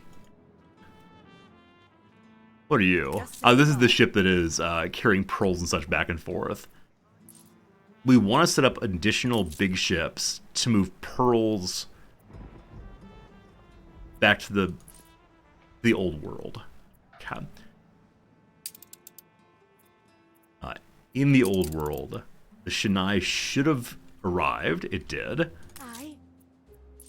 Delivers all this nice stuff. We careen into the unknown. Oh boy, expedition time. So you're gonna be called, I love the idea of calling it Frankfurter for sure. HMS Frankfurter? Hey Sticks, how is Anno overall? You thought it had lower ratings and held back from getting it.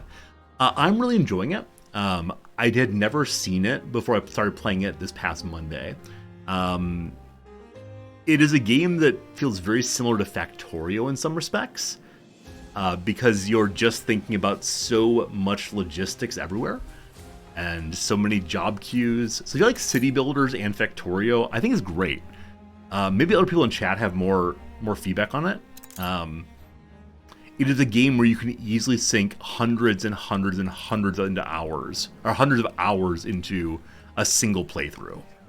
Right now we are playing this story-based mission, but there's a sandbox game mode that apparently is much more popular than this mode instead.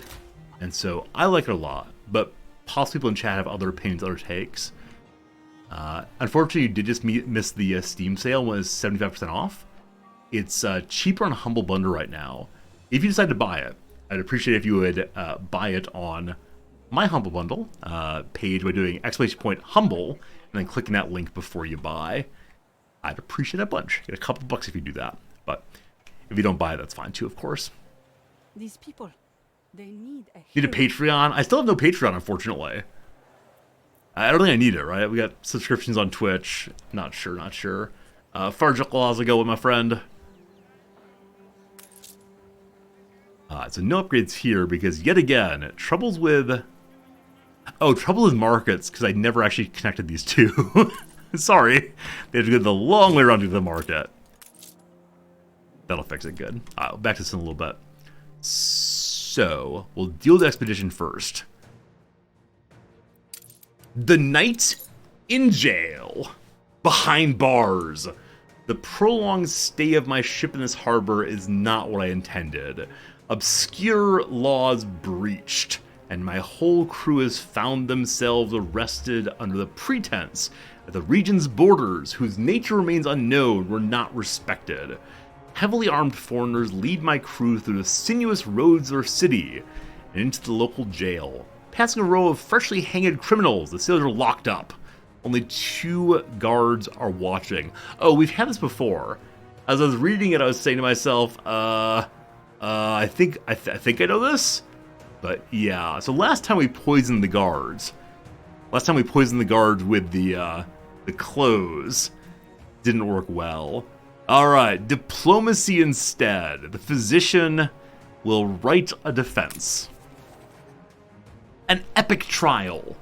At the first chance to speak, the crew engage in extensive and thrilling retelling of their adventures, captivating the audience and the judges. They climb and rock benches to mimic past naval battles, engage the public by asking them timely and suspenseful questions, and modify their tales according to the audience's whims.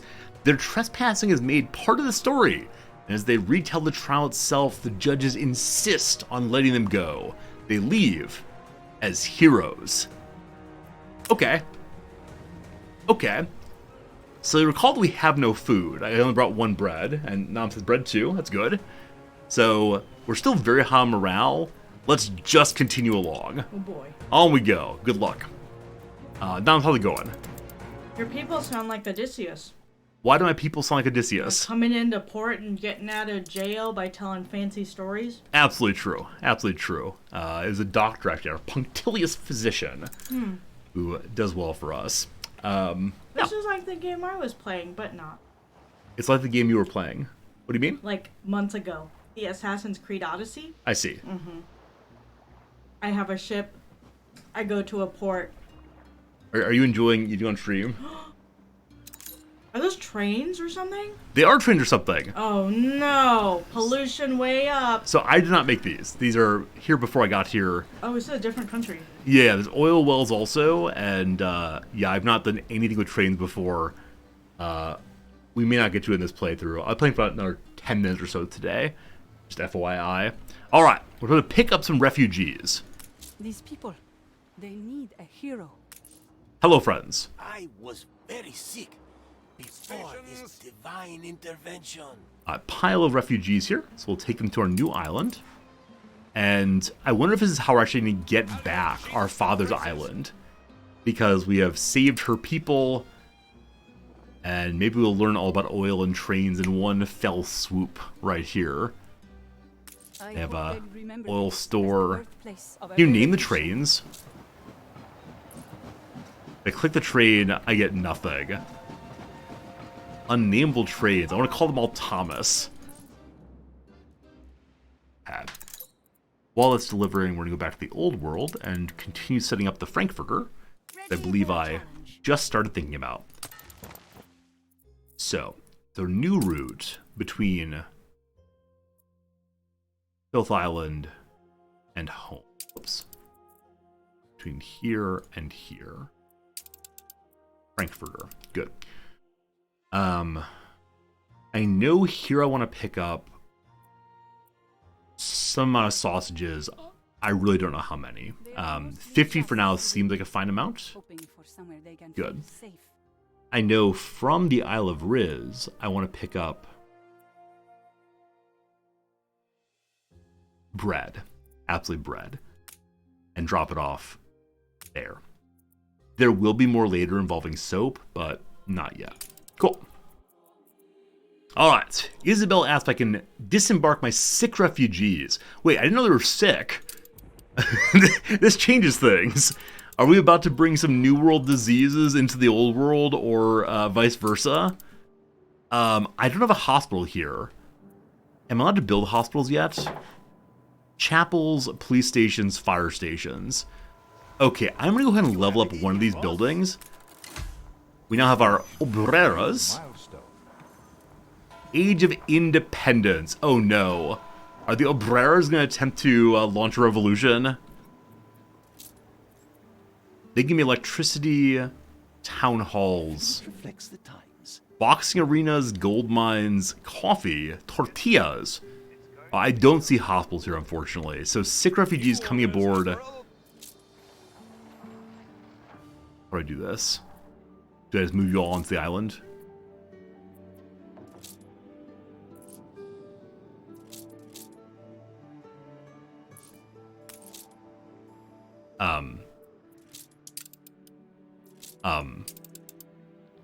Well, newspaper first. Fine.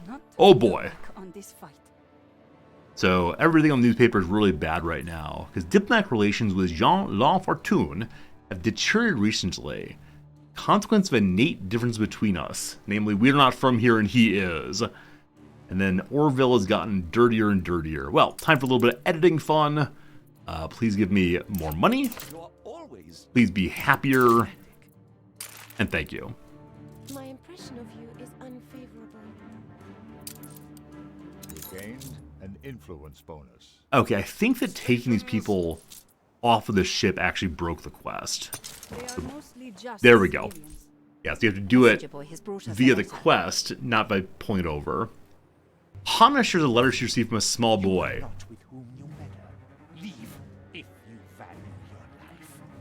Alright. So having advanced the quest, the fire cult who killed my father Now they know you are involved. is after me again. Hello, Andy Dortmund. Hospitals might have more obreras. Cannot be due to the warm climate. Okay, maybe I should have done more of that. Gotten a hospital built before we let sick people in. We'll see. Prodigy of Samuel, you know not with whom you meddle. Leave if you value your life, else all shall burn. Alright, we do have a fire station right here at the marketplace, right here. And so we can double mobilize. And I wonder if it's on all the islands they've caught a flame or just this island. It seems to be just the main island is currently aflame. Also, this poor island here, I took because it has the rubber production and coffee and cocoa production. I've done nothing with it so far, though. All right, we're having a tropical heat wave. Put out all the fires. Check the whole city, not city center.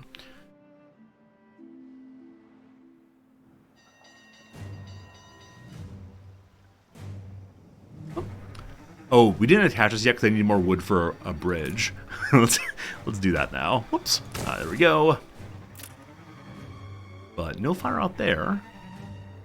A little bit there right now. I feel like perhaps I should build additional firefighters in case it does spur outside of the city center. It looks like we're not producing enough wood to keep the sawmills functioning. Is that true? There's demand for 20. We're producing up to 12 or 16 right now, so we will need to make more wood. Do that out this way.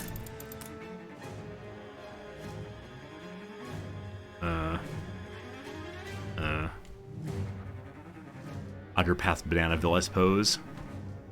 There's a warehouse right there we can use.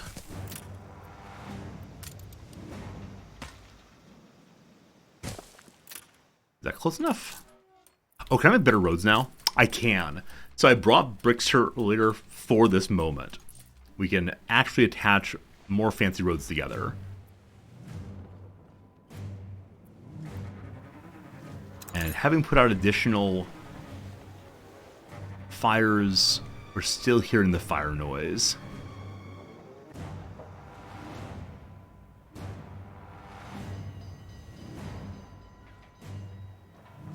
Where could it possibly be?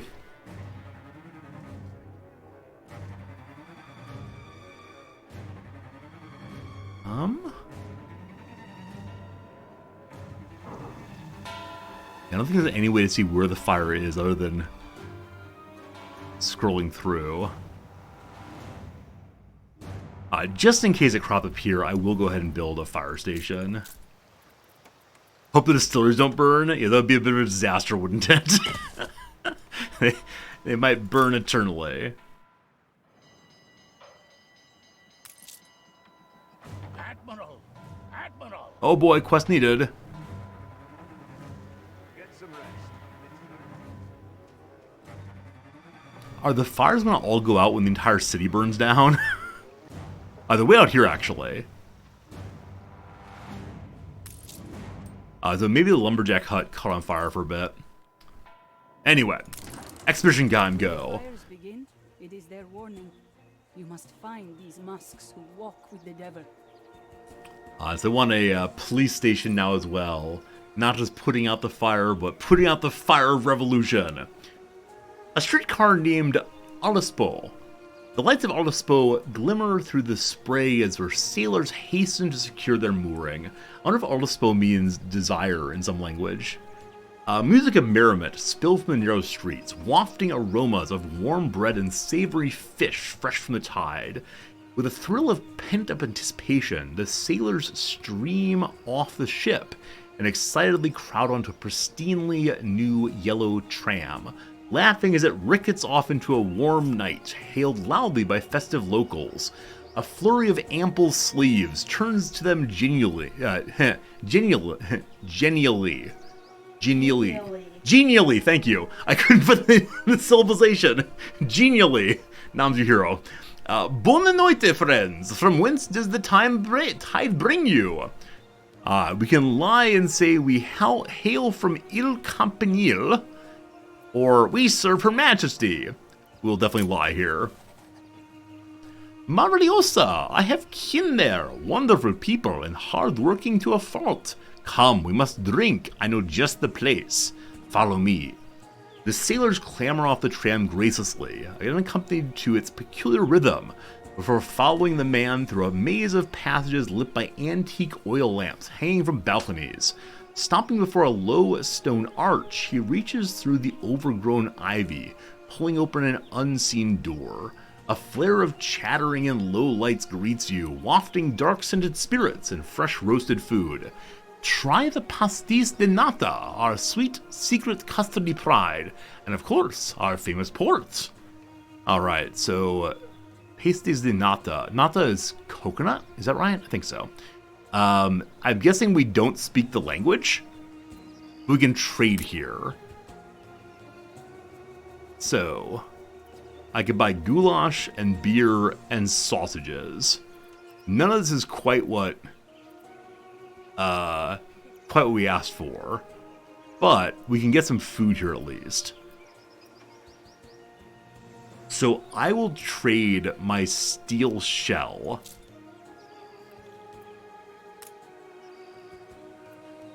and I can buy beer.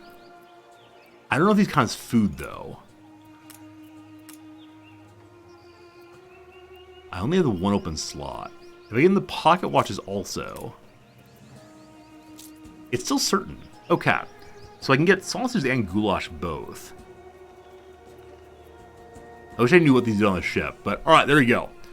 We're making him a trade. The trade was accepted. Yeah, I really wondered that he would, or worried he would know I'm producing the wrong, or, what did I say? Yeah, not native speaker of language. Nata's cream. Oh, no, Nata de coco. That's what it is. I think that's cream of coconut, right? The innkeeper navigates through the thronged room expertly, avoiding boisterous patrons to set a large platter on the table. My crew swiftly attack the pastries, wolfing down the soft custard with aplomb, while Jose introduces a merry waltz of friends, each eager to toast the newcomers to the city. When the festivities peter out in the late hours of the night, the sailors trickle back to the ship, full-bellied, lightheaded, and free of care. Okay. We got food. The pockets are expensive. Oh, it's true. I could have probably just given them one of them. And they give my entire stack. And they're like 8,000 each. Possibly a bit of money wasted. Oh well, oh well. Oh well. Alright, they want a police station. What is done is done. Here comes the police, bringing law and order to the new world. With your patrols, we can catch the arsonists in the act. Alright, find 3 Pyrophorians to stop the arson. So, I know that they wear creepy outfits with masks.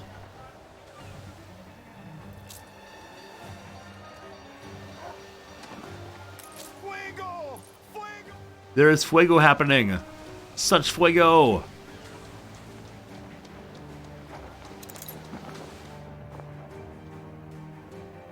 I wish I knew a little bit more about what they might look like. Maybe someone this guy's waving at me. Hello. Yeah, maybe the guy's like running from the scene. Maybe do street level. Yeah. We did that earlier trying to find some dogs and could not find them. So I'm a little bit dispirited on the first person part of the game now. We'll try though. Hello, are you suspicious? Do you have a mask? I'd appreciate if the arsonists can only ever wear masks. Hello? Person running, person running. You have to use the bathroom, don't you?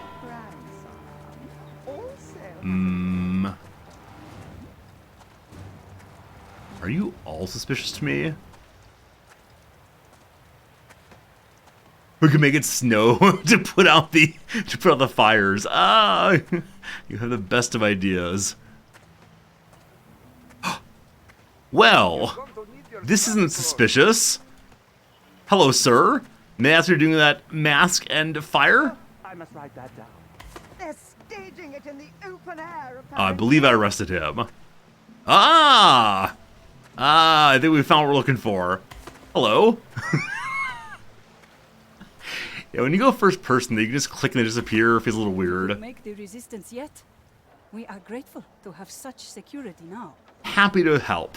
Happy to help. This is becoming a crisis. I worry the sick will die if we do not give them beds and clean linen. This is the part where we need to build ye a hospital, I assume. They want me to go get more refugees. Oh gosh. Are we going to learn an important lesson here about the limits of what we're able to do to help people? Make sail. I suspect. Unfortunately, friends, it is now after 12:30 my time. On the weekends is when I tend to end. I had a ton of fun today, and I hope you did also. We got a little bit into the storyline today. There's still probably so much more to learn about this world. On Monday, I'll be back. Today is definitely Saturday my time, so tomorrow's my day off. Sunday, we're going to, I don't know, hang out and grade probably. I've got 50 papers to grade, and you've got a pile also, and see how it goes. So on Monday, my time, which is a couple days from now, will definitely be back to auction not included, and then probably around to Anno again before too terribly long. I've really enjoyed learning it with you all. Oni, Anno, you only Oni, play... Anno, you only play games that sound like this? Absolutely. Yeah, so hopefully you're here for that. Hope it's a good time. Again, appreciate all the whole bundle, and thank you for helping me learn this game. I look forward to trying again soon. Any closing words? I thought you were going to say, I'm going to look forward to trying it again real soon, but... Maybe. No. Any closing words today? No? No. The word of the day is no. Oh, no, that's terrible. That's terrible. The word of today is capricious. Capricious. Or maybe genially. Genially. I wonder if that's related to genie. Probably different roots. Huh? Maybe not. Anyway, goodbye. Words are fun. Bye. I don't. You pushed the button, so I thought you had turned it off. That is still turned on. Okay. It's turned on eternally. Goodbye, everyone. Bye.